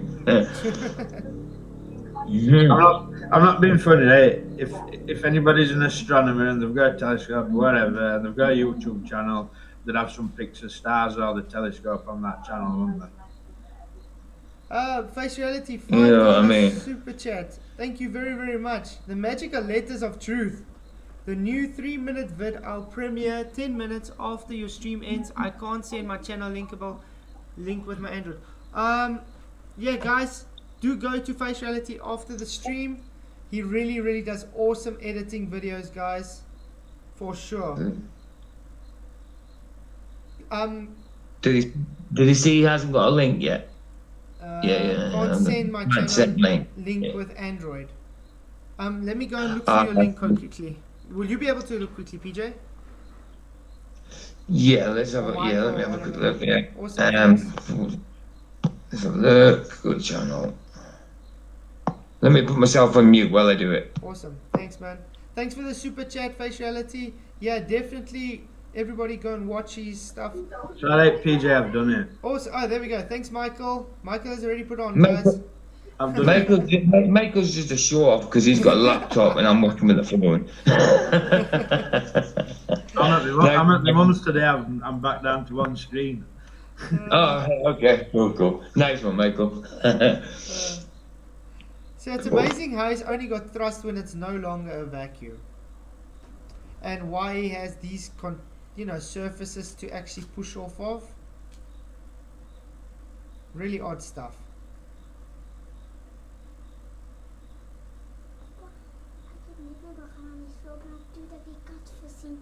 Okay. Okay, gaan slaap. Still trying to get my daughter to sleep. Netjie gaan slaap asseblief. You're good, man. That's the priority, Flint. I'll talk for a minute. So, like, even the guy having to ask the question whether or not there needs to be something to push on, like this guy with his experiment, he might have meant well, but I mean, to even have that question is kind of, it makes me, suspect of that. Because it's self-evident in my opinion. Yeah, definitely. It'd be like putting a car on a lift when you're gonna like change the oil or whatever, and then starting the car up and turning the tires. You can go to your red line, but you're not gonna move forward. Yeah. No, you're going nowhere. Exactly right, Lumpy. Yeah. Let's just see what he says actually. Our solid rocket motor burned in a vacuum. As you can see, that was a success. Not only did our solid rocket motor burn in a vacuum, but it also produced thrust. It wasn't thrust when it was a vacuum, which we showed, literally. Where is it now? And he left that up. He left this video up as like it's a verification. So a number of people will come to this video and think that he just verified. That's crazy. Yeah. We live in a crazy world. Yeah, we really do. It's the same as Spot Kane. Just literally said, I got thrust in a vacuum when it wasn't even a vacuum anymore. It was not a vacuum. Look at that. Look at the pressure. It was. It's on the gauge. It's crazy. That's why it's actually dishonest when they show just this, but at least they showed with the gauge so you could actually see the timing, and you could see only. That's insane. It's insane, isn't it? They're actually showing you the deceit. At least with him, before it started, he had a full vacuum though. Unlike Sparkane, he couldn't even get it to ignite without not having a vacuum. So he actually had to have air in there before he could make his so-called. Exactly. We tried striking a match where there's no air. It doesn't work. Oh man. Oh wow. Is it? Yeah, it's still carrying on. Let's see. I got another one I downloaded. Oh, that's the same one. I got a can in it. Okay, today I'm going to be testing if a rocket works in a vacuum chamber. Ooh, but I'm not. Now we got Action Lab, guys. Again, look at the size of the vacuum chamber. This is sad. You need to get about three shuttles and 4 rockets in there, wouldn't you? Ooh, he's gonna put a can of soda in. What do you think is going to happen to a can of soda in a vacuum, guys?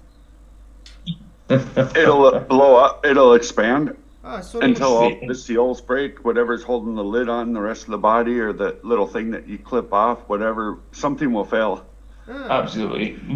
Depending on the strength of the seal, then yeah, absolutely. Let's see.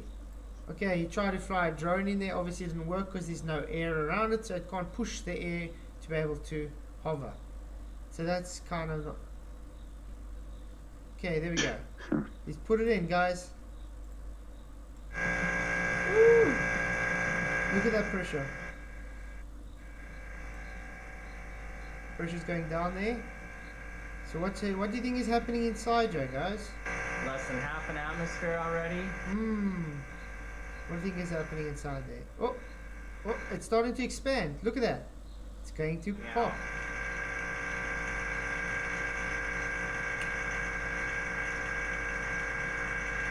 0.2 atmospheres.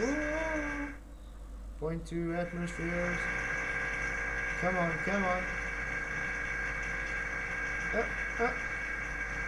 It's going to explode now, guys. Okay, we're at less than 0.1 atmospheres. Pretty good vacuum. Pretty good vacuum. More vacuum than what Sly Spokane had with his rocket, guys. Much more. Oh! Boop! It exploded. You know, sort of like what would happen with the astronauts if they had to actually climb into an actual vacuum with their spacesuits. Wow. Yeah. But then they say, but they only make it very low kilopascals. Yeah, so doesn't mean it will not expand outwards. That's what I thought. That would be the one that would fail first. Would be the pop top. Yeah. Yeah, there we go. Poof. And did you see it had thrust once it hit the container wall, guys? Do you think it would have had the same thrust without hitting the container wall? Hold on, but even if it had thrust for, say, again, we're in a category error because it's such a different It's not the claim same thrust, than what we can create. Yeah. Like they're at 20 atmosphere, and that's pounds per inch. And like torr should be considered like pounds per mile. You know, it's a whole other scale, and it's exponentially more vacuous by like that's maybe to the second decimal, like 0.01 or something torr. Not even, probably like 0.5 torr or something. Well, you got to go 17 more decimal points back, and that's exponential. Each one. But did you it's such a false comparison that you can't even say it's really a comparison. Exactly, but look how he's doing. He's taking a soda can and saying because it popped and it's so close there and it had thrust by hitting against the surface, therefore this rocket would work in a vacuum as well. That's a false equivalence. He didn't even demonstrate it. It's totally false. He's just made a claim about it without demonstrating it.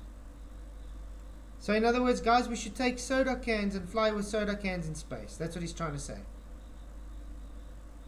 Yeah, well, they probably work better than tin foil and scotch tape, you know? I want to make it,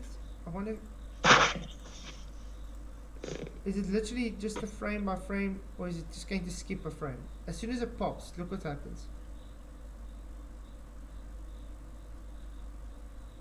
Come on.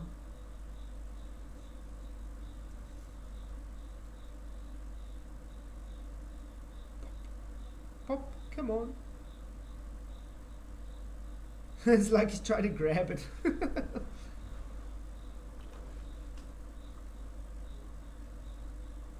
Just waiting for that explosion.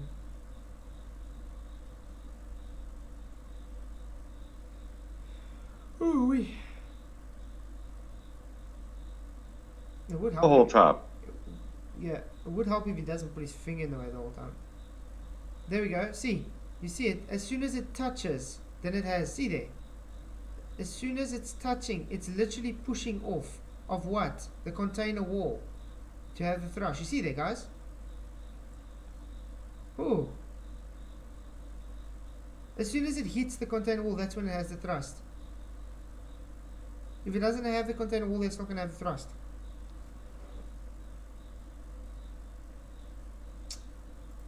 Thank you, Action Lab, for once again also showing you didn't actually prove rockets can fly in a vacuum. Okay. Again, it's such a false comparison that the guy doing this has got to be a numpty.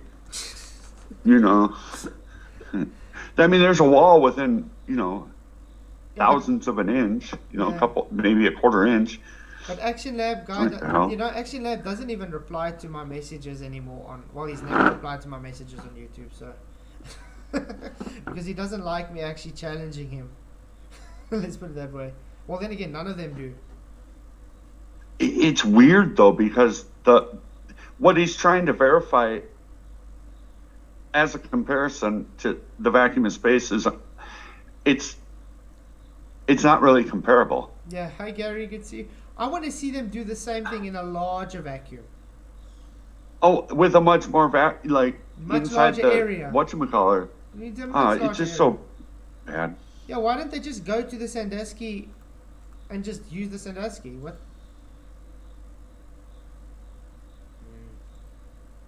I don't know, man. They're deceivers. They gotta be. How do you spell it? Sandusky, whatever.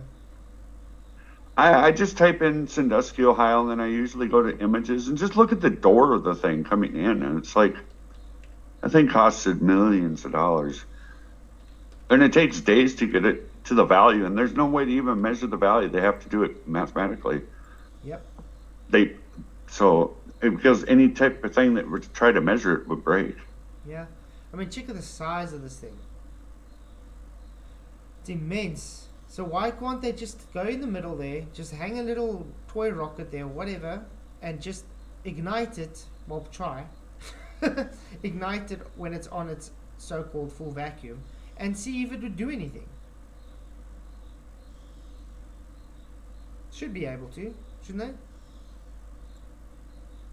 I mean, they claim this happens in a much larger vacuum in space, so they should be able to demonstrate this. Because this is the closest thing you guys can get to space, and even yet it's still, like, I think 6 digits out. Which is huge amount of difference. It's 3 exponents Yeah. off of the ISS, and the moon's even worse, and It's insane. yeah. Oh, It's man. crazy because they can't do it. They can't contain this stuff. But these people would be dead. Yep. And I mean, we showed last time, the last Breaking up a bit, Lumpy. and I mean, we showed the last stream where they had where they had James May inside the vacuum chamber with the pilot or whatever, the Navy guy, standing next to him with just a normal air mask on in the vacuum chamber with him. It's like, what? It shows you how fake these guys have to be. They literally have to lie to everybody.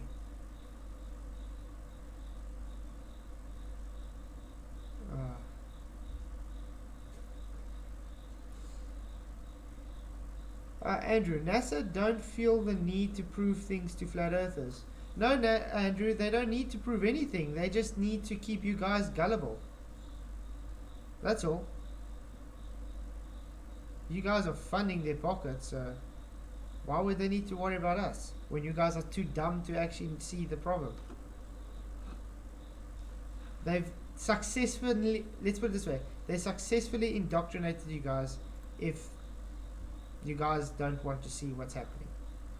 101 votes.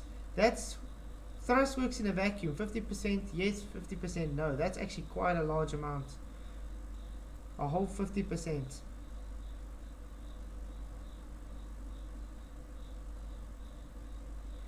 Correction, Andrew. FEs think NASA should be spending their resources proving globe to a few idiots. No. They literally just need to show a rocket in a vacuum working because that's their claim. Because they cannot show it. They've never been able to show it. No one has been able to show it. So they leave it to people like Sly Sparkane and co to try and show it, and then yet cannot. Should we show again how Sly Sparkane did not even get it right? Let's do that again. Let's show you guys how Sly Sparkane actually debunked himself. He bought a vacuum chamber.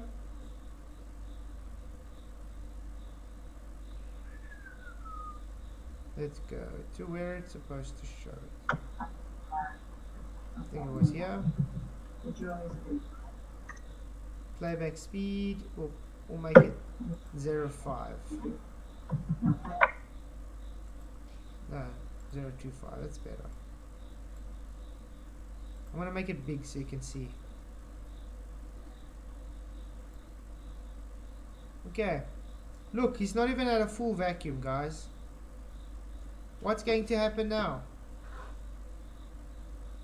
Oh, he lets it go. It even raises more temperature, and now it's having thrust against the container wall. See now? And it's not a vacuum. He didn't even have a vacuum to start off with. Uh-oh.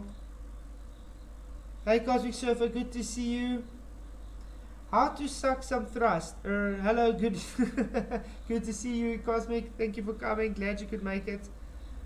Fat Zaid. Yeah. Fat Zaid. Yeah. Andrew Johnson also says that there weren't a guy with no spacesuit on in that vacuum chamber with James May. Is that so? Is that so? Okay. Should we go to my video from Sunday and check? I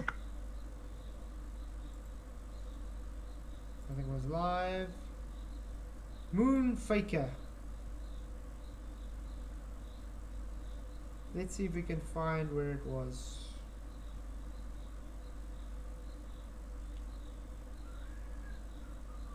I mean, I literally paused on it where they're showing James May in there. Yeah, we first did this, and then we went to the space, or the Hasselblad, and then it was the spacesuits.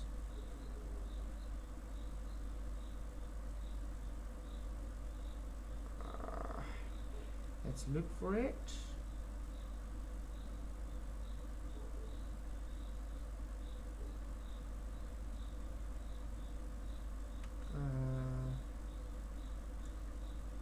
Looking for gems. There we go. There we go.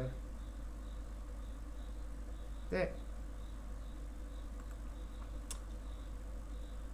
Let it just quickly show up for you. Who's that? Andrew Johnson? James May's in here. They're showing the glove because of pressure in the vacuum. What's the guy standing there? Inside the chamber with James May. Oh boy. Oh boy. Dear. Oh dear. Andrew, what you going to say now? Shows you guys you don't actually watch the things that... It shows you they don't actually watch anything that presented you. They literally just come and just spew their nonsense. Yeah. So, any idea, guys? Any ideas why he can stand there in just normal uniform, just with a normal air mask on, and James May has to be in a full astronaut suit, and they're showing the glove supposedly blowing up because of air pressure, but they've got it on a valve. You can literally see it's on an air valve. But look, you can literally see it's planted on an air valve. Oh goodness, loving it. This is what I say. Yeah, if you watch full video, you actually see the guy stood there. Yeah, he's a real guy. It's not a mannequin or a spacesuit hanging up. You actually see the guy. And there was two of them because the other person stands on the other side. Andrew Johnson, you are a fool, my friend. Oh wow, very diplomatic. Yeah. Wow. Isn't it? So anything else you guys say? Is there anything else you guys are saying we're lying about? Absolutely everything, innit? Yeah, everything. I'm lying about everything. Yeah, of course. That's why you've got a show every night, just to spread lies, you know? Yeah. I mean... Yeah, I go out of my way to make sure I lie to everybody. Exactly. Did you guys see the latest video from Artemis with I have to show this, with the sun and moon? Go for it. Did you see the size differences now? Here we go.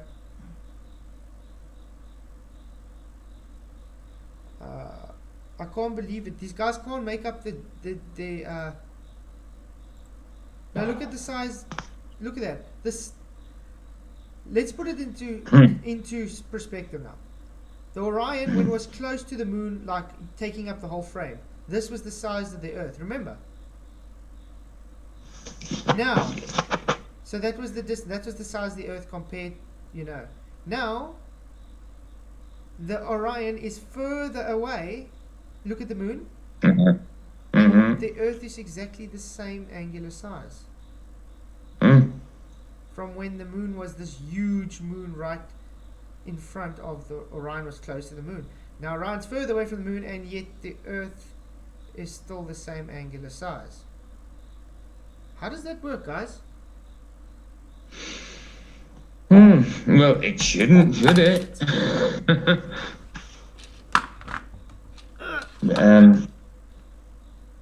I hit the. Oh man.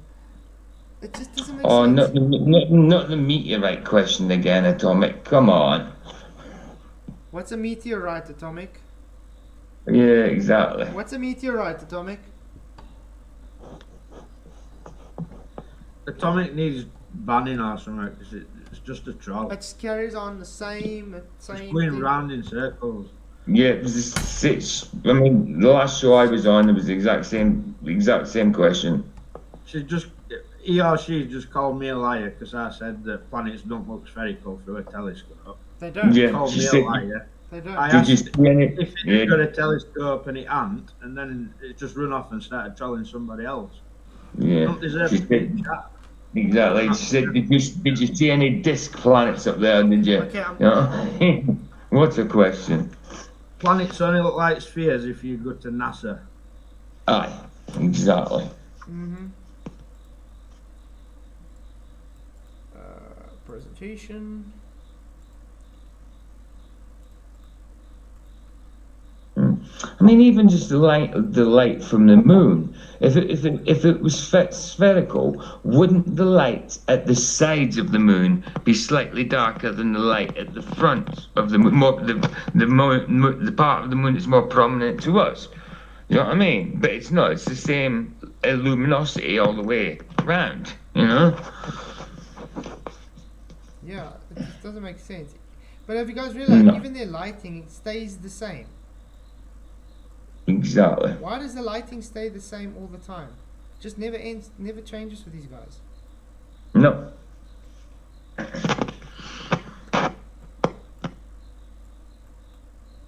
let's see if we can find the.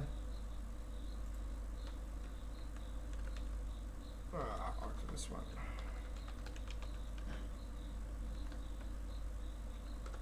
No, nice one, Michael. You beat me to it. I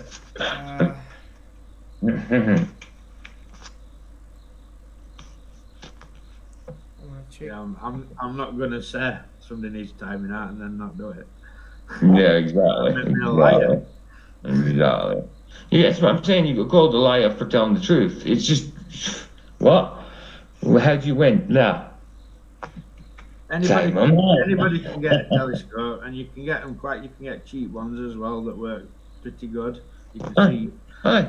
You can see wandering stars with them. I'm not going to call them planets because they're not. But they don't look spherical. They look like 2D. Okay. You know? Aye. Not like NASA shows them to be. No, definitely not. And that's truth, and anybody can test that for this end. And if they Yeah, say I might get myself a they're telescope, Michael. I might get one actually. Thinking about it, I've never owned one, so I think I might go for getting a telescope. second-hand ones on eBay. Decent money. Aye. Oh, I'll have a look at that then. Really? Shop around. Aye. Why not? Why not? Let's I mean, Coventry's not the best place for a telescope, but I can go outside of Coventry, couldn't I? You know what I mean? There's actually a mini observatory near me. Is there? Yeah. Okay. Once a month, I think you can use it. Like you have to book a place. Aye. When weather picks up, I'm gonna Do you book guys a place. see the issue, yeah? Yeah. Look at them standing by the moon. Look at the size of the Earth. Now, it's further Oh away. my Look at the goodness. size of the Earth and look at the size of the moon. That's hilarious. When I saw this morning, I was like, what the bloody hell? But this is supposed to be real. Wow. So it doesn't matter what distance you are from the Earth, guys, it's always going to be the same angular size. Aye. I mean, we can get more and more videos of the same stuff. And we're meant to be the ones that get laughed at.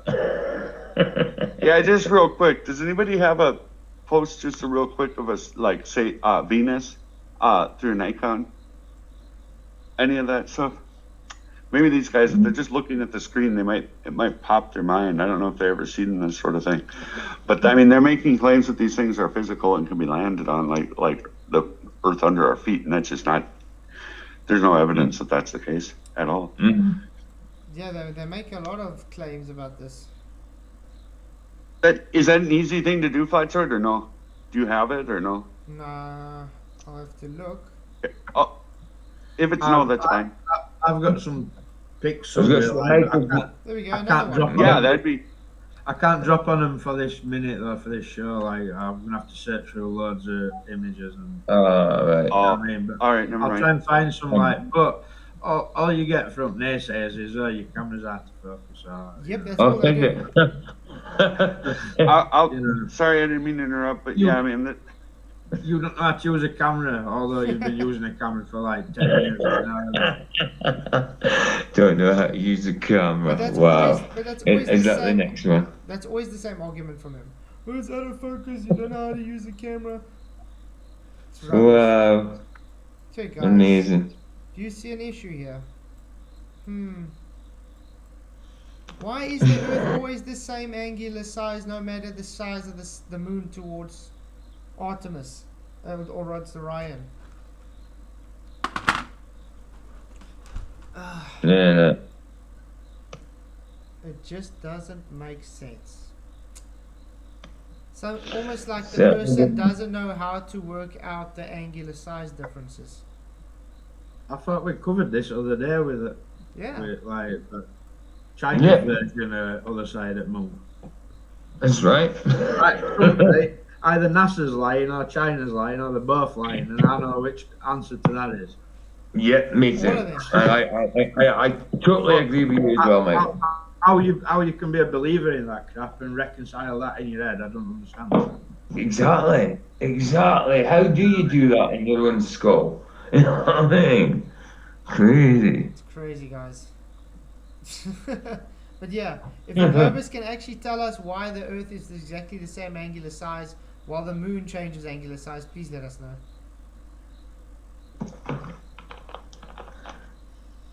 Yeah.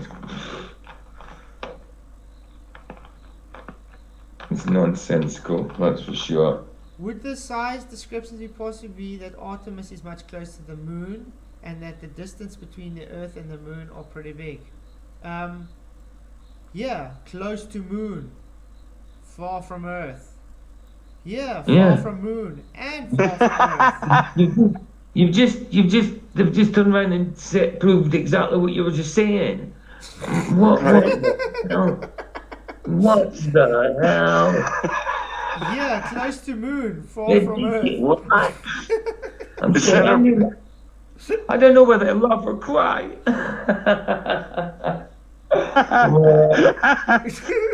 Oh, goodness. I'm actually speechless. I don't know what to say. Oh, what? I'm Oh, speechless. Pete, I don't know what to shut say. up, Pete. You need to stop laughing or you're just going to bubble. Oh, dude, we hear some of the dumbest stuff ever possible. Do you know what I mean? Look, Pete. Oh. Well. Yeah, I see he's brought out some new video, You guys. have to talk rubbish though, don't you, when you're trying to defend a lie. Come on. Oh. But that's what I'm saying, yeah, like you say, to defend that, Michael, you've got to know all the lies that you've defended in the past and all the lies that support your lies. So they've got to slip up somewhere. You know what I mean? They don't. That's They why do. you get the same person making two comments that debunks him. You know what I Spot mean? on. Because they forget what they said. They're just drastically trying to keep this belief alive in their own mind, and It's spot on. You got it exactly right. truth always comes out. Truth always Aye. comes out, and that truth is their enemy. That's it. That's it. Like I say, light and darkness can't live in the same place. You know what I mean? Right. Scary. Scary. You know, but I'll bring a Bible thing in, and I'm not going to make a claim as fact, but it seems to correlate in some ways in the human experience. But God said that He'd send strong delusion. Uh-huh. Yeah. So, yeah. Revelation. Yeah. Yeah, it's in Romans, I believe. Oh, is it in Romans? I thought it was Revelation. Oh yeah. Yeah, it's in strong delusion. Yeah, it's in Romans, I believe. Oh, okay. Okay. So, I mean, that's part of God's business, you know. But we really do see it, in my opinion. That's my opinion. I've said it time and time again. It's supernatural. Yeah. It seems like it is, right? Things people try and say, and they can hold in the mind to like try and Oh, yeah, reconcile guys. all this rubbish. I was thinking I want to do a stream on this sometime. You guys want me to? Why flat earthers are dead wrong. It's only 10 minutes long, but I want to do a stream on it. But you must listen how. Okay, it's not gonna work now. Obviously, it's no wonder why it sounds like it does. I forgot to set the speed to normal. I was wondering what the hell's going on. Story from one of our unfortunate writers. During the holidays, I traveled back home to see my mom for what I thought was going to be a fun break, but things turned a bit sour one evening when she broke some important news to me. The Earth is flat, she announced. So yeah, I'm thinking maybe tomorrow night stream. If we do tomorrow night, we do this. This should be funny. I was going to say, Lumpy, I don't know if it's in Romans as well, but I think it's Thessalonians. I think I was pretty certain it was Paul. Might have been Thessalonians. I hadn't opened up a Bible app. I was pretty sure it was Romans. But anyway, we can go back to this guy. So I might be. It's the worst news of the guy's life. His wife's a flat earther. What in the world? No, his mom. His mom is a flat earther. Oh, his mom? Oh, jeez. And he's calling his mom dumb and that she needs to get a psychiatric help, get doctors. Oh my God. Wow, what happened to honouring your mother and father? No, but you can see the arguments they brought up. You can see as but I think we'll do it just to tomorrow. clarify, let me just clarify. It is 2 Thessalonians. I thought it was Thessalonians. I thought it was Revelation to start off with, but then I kind of thought, no, it might be Thessalonians. It's 2 Thessalonians 2:11. 2:11. Right, I'll remember that. All righty, bud. Andrew, Yep. I was wrong. Andrew Johnson. No, not a problem. Guys, Andrew You're Johnson not wrong at all. Guys, no, not wrong. Right, It's still in the New Testament. It's still in the New Testament. guys, so Andrew Johnson says it's 10 times the distance from the moon, but only 2 times further from the Earth. No. If you move 10 times further away from the moon, you're moving 10 times further away from the Earth too. Numbskull. Of course. What the heck was that? That's right. Oh my God. That's right. So That's right. Get that China picture up and put it next to that one. Because So what he's saying is one of those rocks are stationary. Which one? No, the distances need to be equal. They need to be. Exactly. Really no way around that. No, there's not. Not at all. And to postulate there is absurd. We hear the dumbest stuff in this. I swear. There we go, guys. This is what China shows us. This is what China shows us the Earth and the Sun are. It's crazy.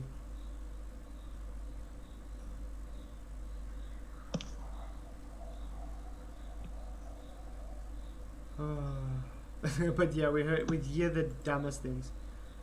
Look at that. Beautiful. Mm. And then we look there, and then oh.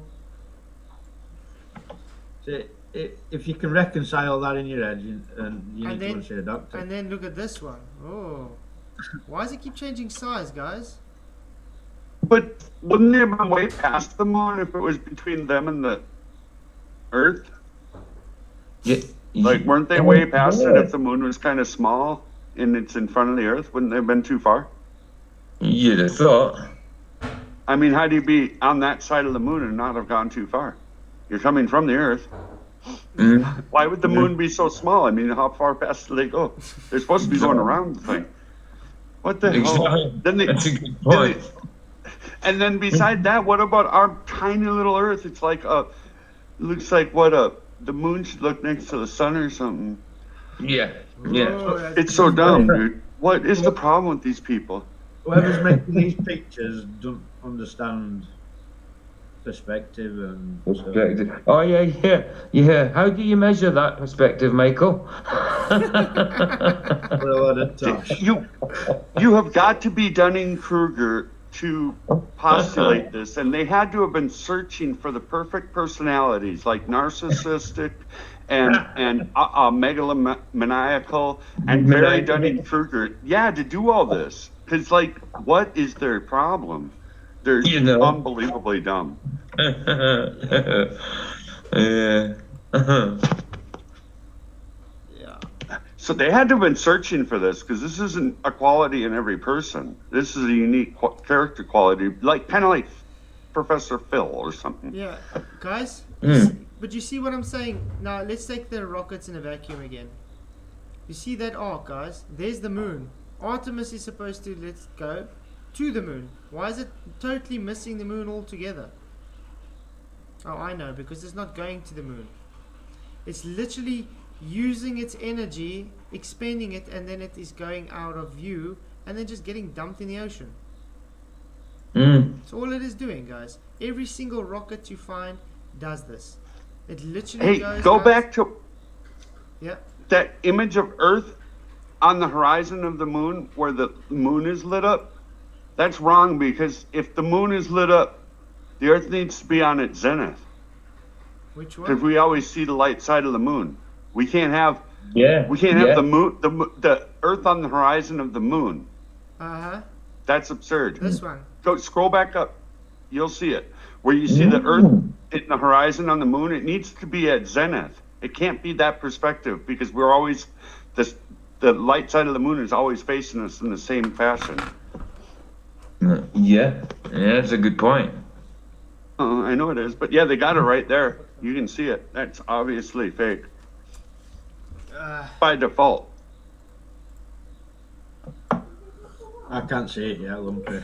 I can't see it. What is China's plan to use the moon as a shield to stop asteroids hitting the Earth? What? China wants to plan to use the moon to shield asteroids from hitting the Earth. What? Whatever. So in other words, if they see an asteroid come, they want to move the moon in front of the asteroid. Is that what they're saying? How the hell?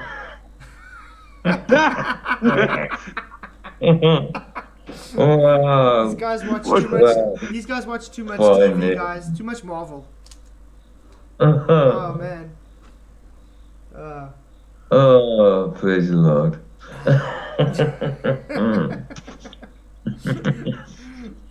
Yeah, the more you look, the more we find. Exactly. Oh man. Andrew, I'll rotate the numbers. Photo 1, 1,000 kilometers from moon, 360,000 from Earth. Photo 2, 10,000 kilometers from moon, 369 kilometers from Earth. Yes. And it still changes the same angular size, dude.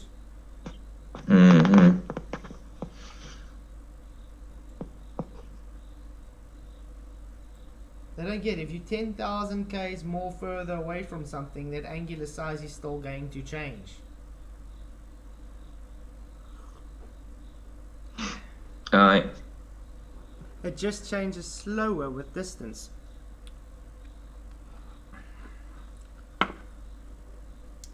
This makes me think, guys, because he's claiming parallax here for the angular size change. Then why do they moan if we say the sun is not really shrinking in the distance?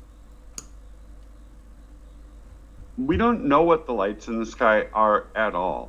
Nope. Yeah. And to make claims about anything relating to physicality, location, actual size, all these things, it's Look at this. to promote it after you've been told it's just a light in the sky and that you can't know, and then to continue making claims that you think reflect reality when we can't know is absurd. Can lead to Yeah. symptoms such as Is this from JAXA, guys? Look at this Earth size. Totally different. This is apparently from JAXA. That's like totally wrong if you have to look at others. I mean, look at that. Oh, wow.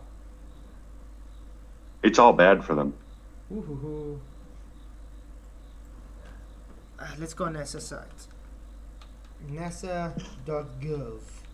It's so exciting to go look at NASA stuff, guys.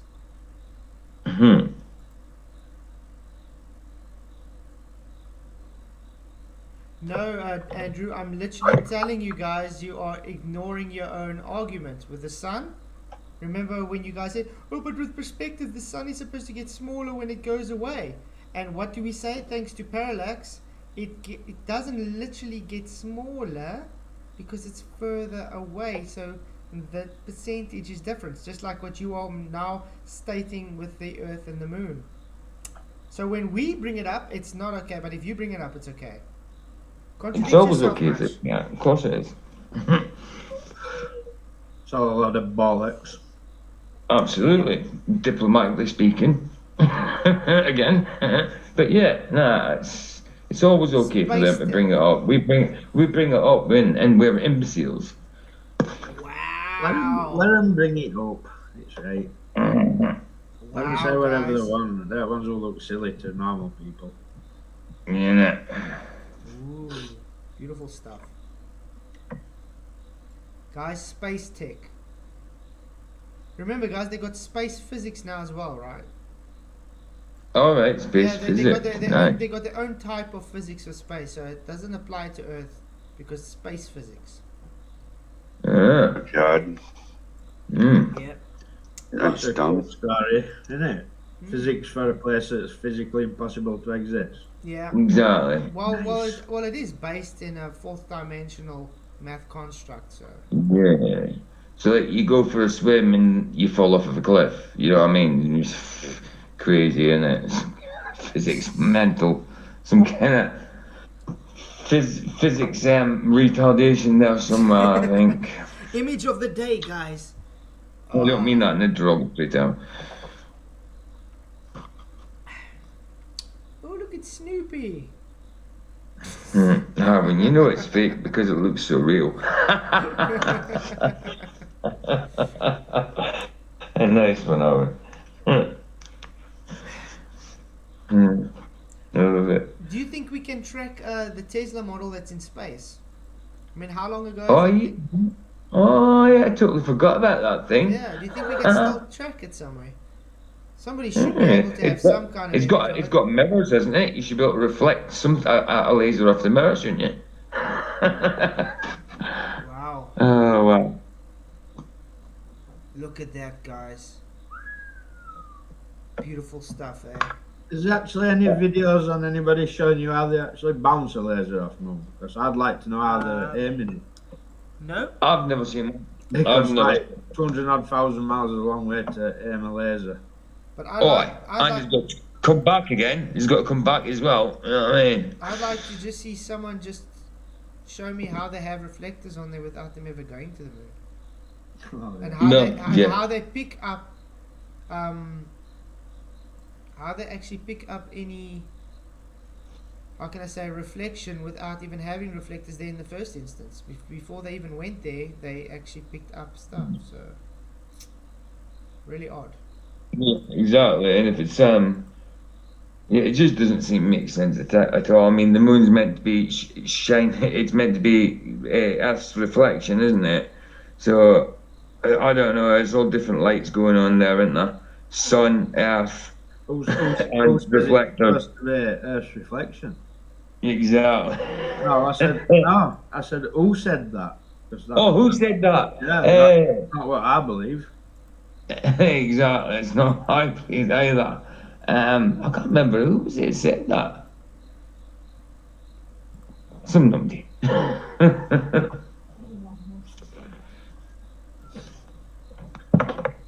Wow, look at those stars, guys.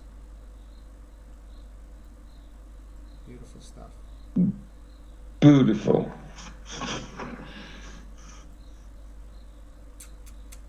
You see now, they can have stars there, you know, when you're on Earth taking photos, but Yeah. when they're on the moon and stuff, or on the ISS or whatever, they don't get stars.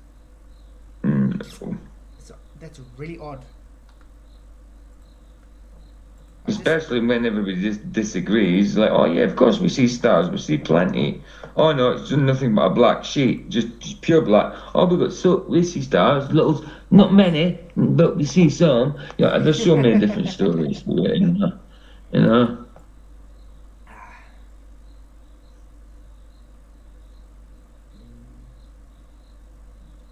Space images from NASA. Let's see.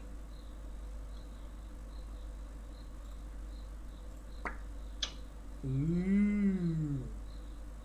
Ah.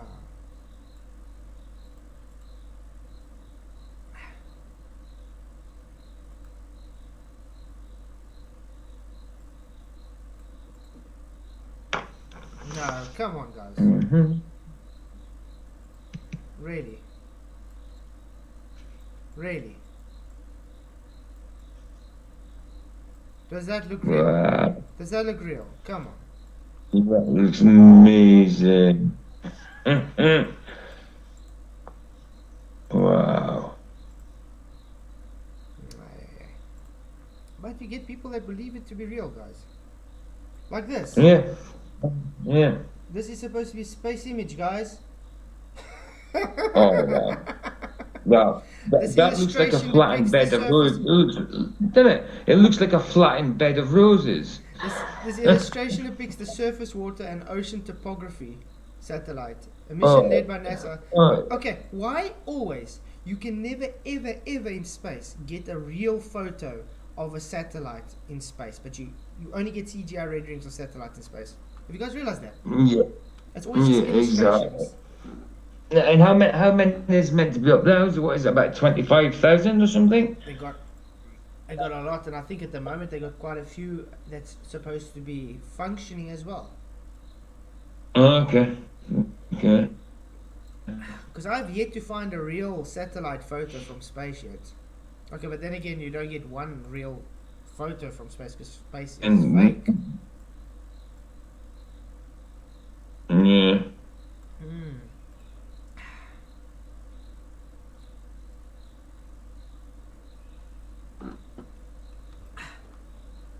There we go. There's the real photo of it, guys.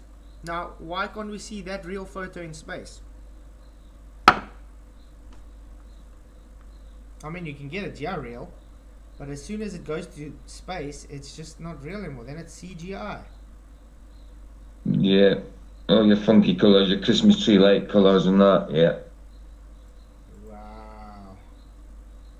Mars Earth entry system error shell at entry illustration again. Oh man. What's with all these illustrations? Why are we getting so much illustrations? Oh,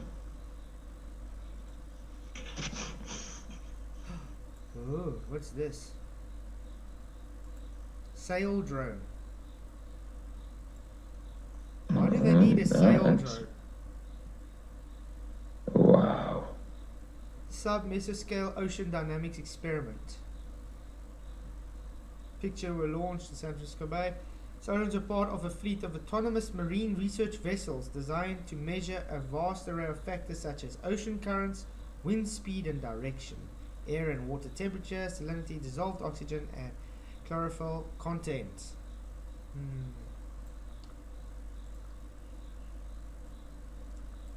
Yeah. Yeah, I think NASA should just leave space and go back to water.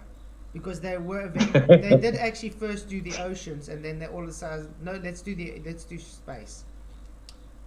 Yeah, exactly. I mean, how much of the oceans hasn't been discovered yet? Do you know what I mean? It's you'd think, and if they did that, went and had a little investigation down there, at least they'd be telling the truth. You know what I mean? Well, possibly. Because the NASA didn't start out as a space agency.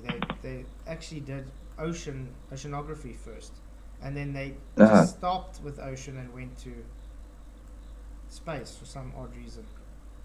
Right. Maybe because they couldn't lie about the ocean, because people can actually go and check for themselves. Yeah. With space, they can do what they want. Mm-hmm.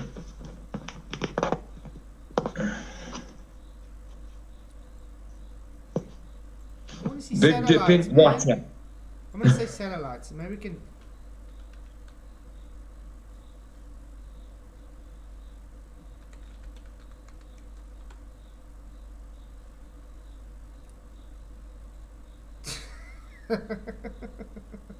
Okay. Maybe we should be more specific. What kind of satellites we should say? Because, see, this is what you kind of pick up almost in your camera if you're looking. It's, well, not like this, but it looks more like blurry underwater kind of things. Then this is what they show you.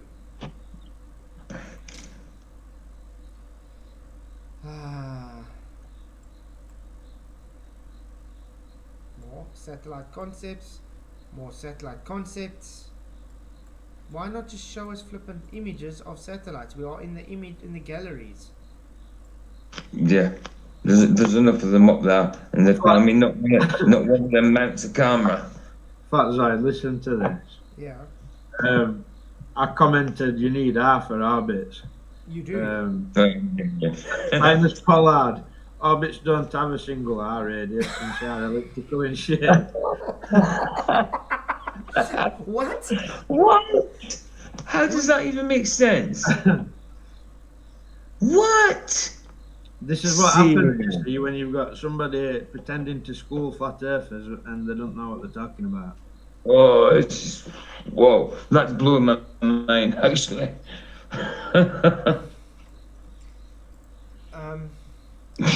How do you get a circumferential orbit if you don't have a radius?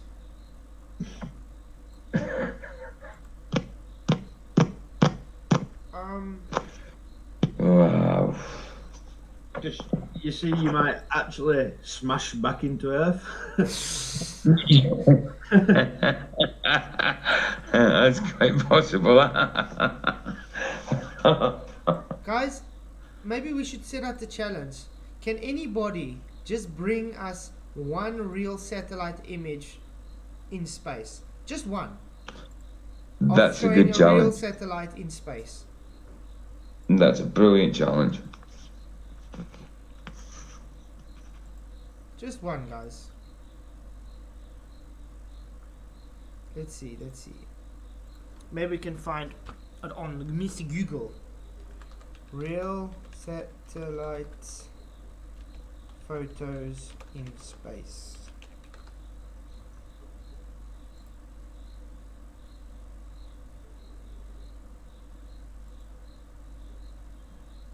No, that's just high altitude. It's definitely not space, guys.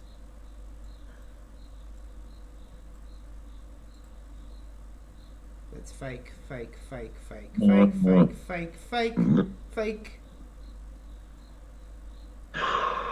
I've seen more realistic Tom and Jerry's, definitely. Fake. More fake. What the hell is going on? Why can't they show us one set? And also, guys, have you realized now? If you have a path to the moon, correct? It's possible to see the ISS transit past the moon or the sun or whatever. Why can't we see any transits of any satellites? Yeah, exactly. And they can't say, it's too small to see. No, if you got a telescope that you can see Saturn then you would be able to see a satellite in between the Earth and the Moon. Absolutely. Because it will increase the angular size. I'm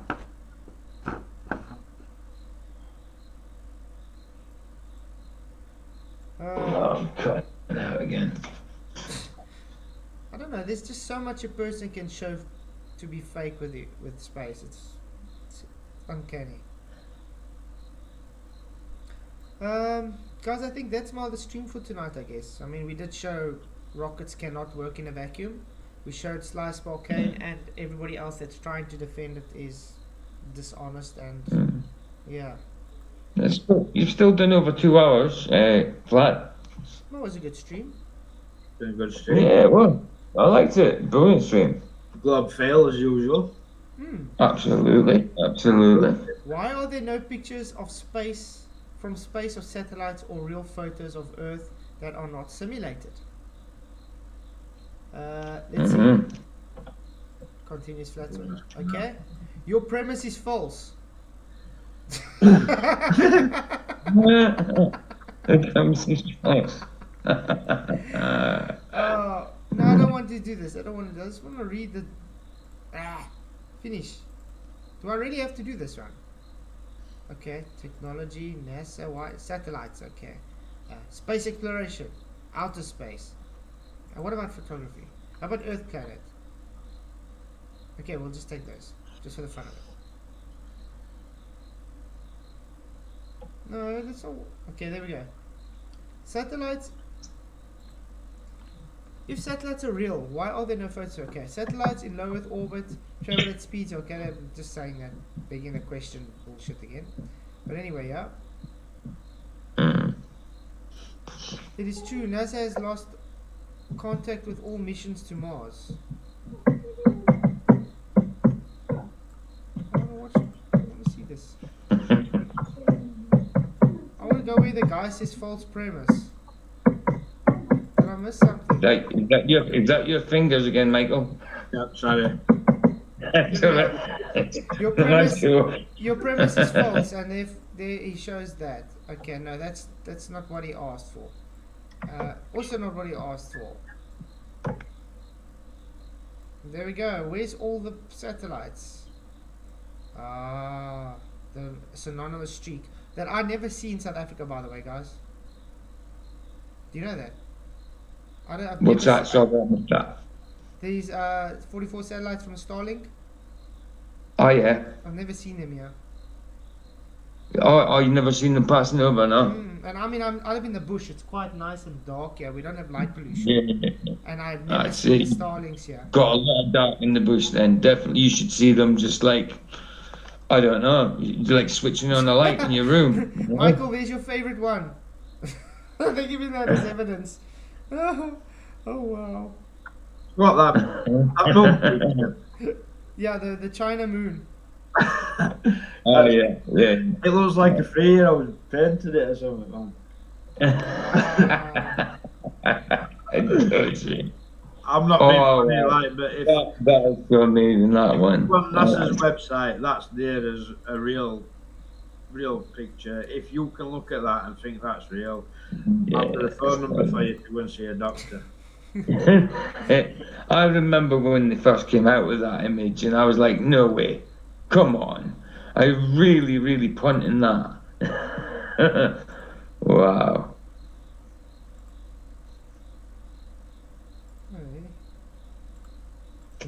What? Beautiful, huh? Maybe I should make this my background.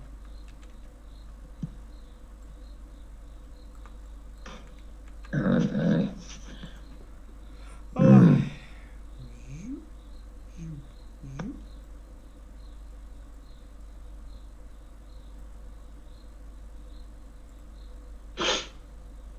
Yeah, guys, I think we can all go and sleep.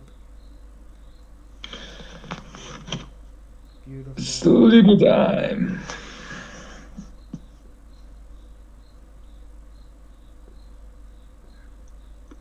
What's up? Are we getting done?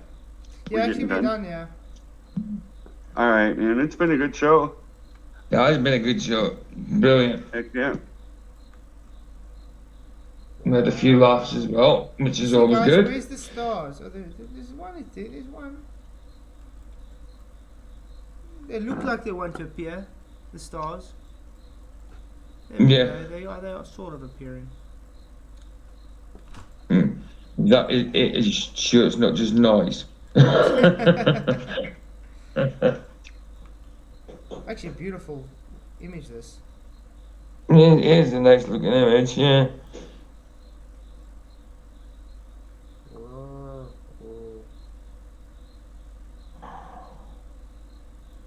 Maybe we'll see Lumpy down there somewhere. Where are you, Lumpy? I'm You should over be here. there Just I somewhere. was just going to comment on this Pollard guy. I think it's the first time a concession was ever made that I witnessed when he said "true, very true" in chat. True, very necessary. Yeah, and that's referring to what Michael was saying. And I think I have my first concession from one of these people. Wow. That's something. It was at Michael, but that's the first one I've witnessed, and that's 5 years now. What's that? What's that? You know what I'm talking about, Pollard. Wow. Pollard's He finally understood he Wow. needs a radius to have an orbit. That was it took him.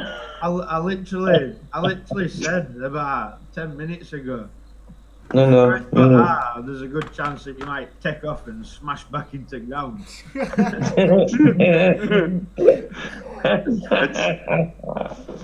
Yeah. It's crazy. Okay, That's guys. what I mean, though. Do you know when numbskulls are just pretending to be clever? They're going to talk rubbish, aren't they? Yeah, that's it. Yeah. Yeah, definitely.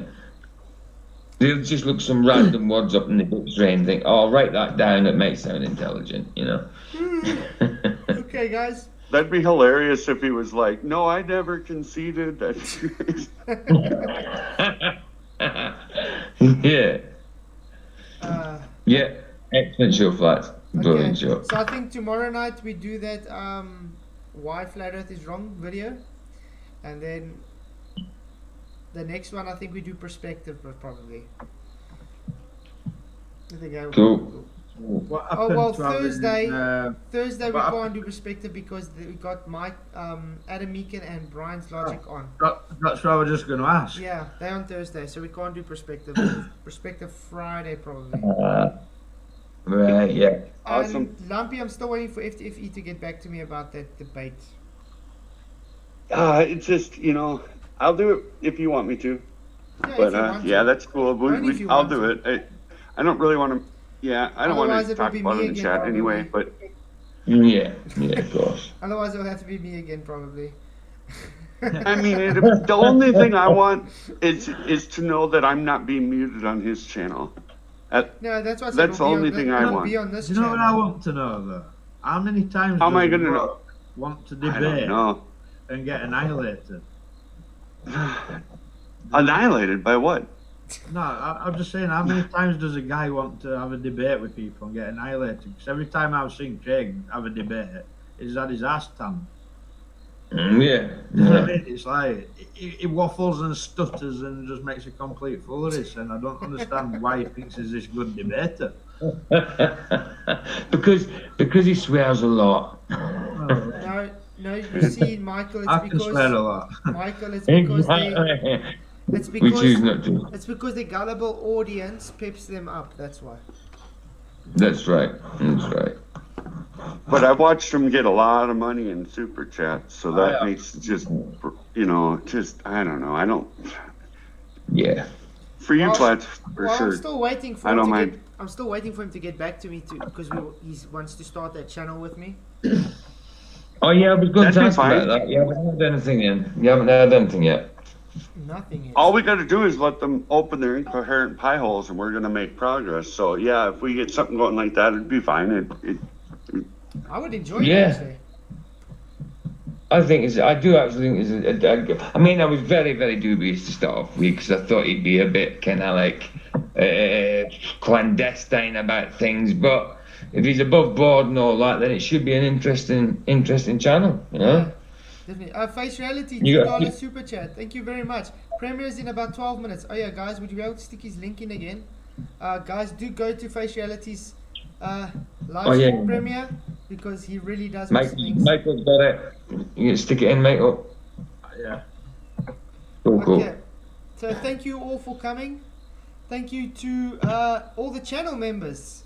You guys are really awesome supporting the channel financially. All the Patreon members supporting, and just everybody that sends super chats and helps over PayPal. You guys are all awesome. Really, really do appreciate it. Brilliant news. I got my first payment from YouTube today. So Brilliant. that is great. It's paying for my child's school fees for the next few months.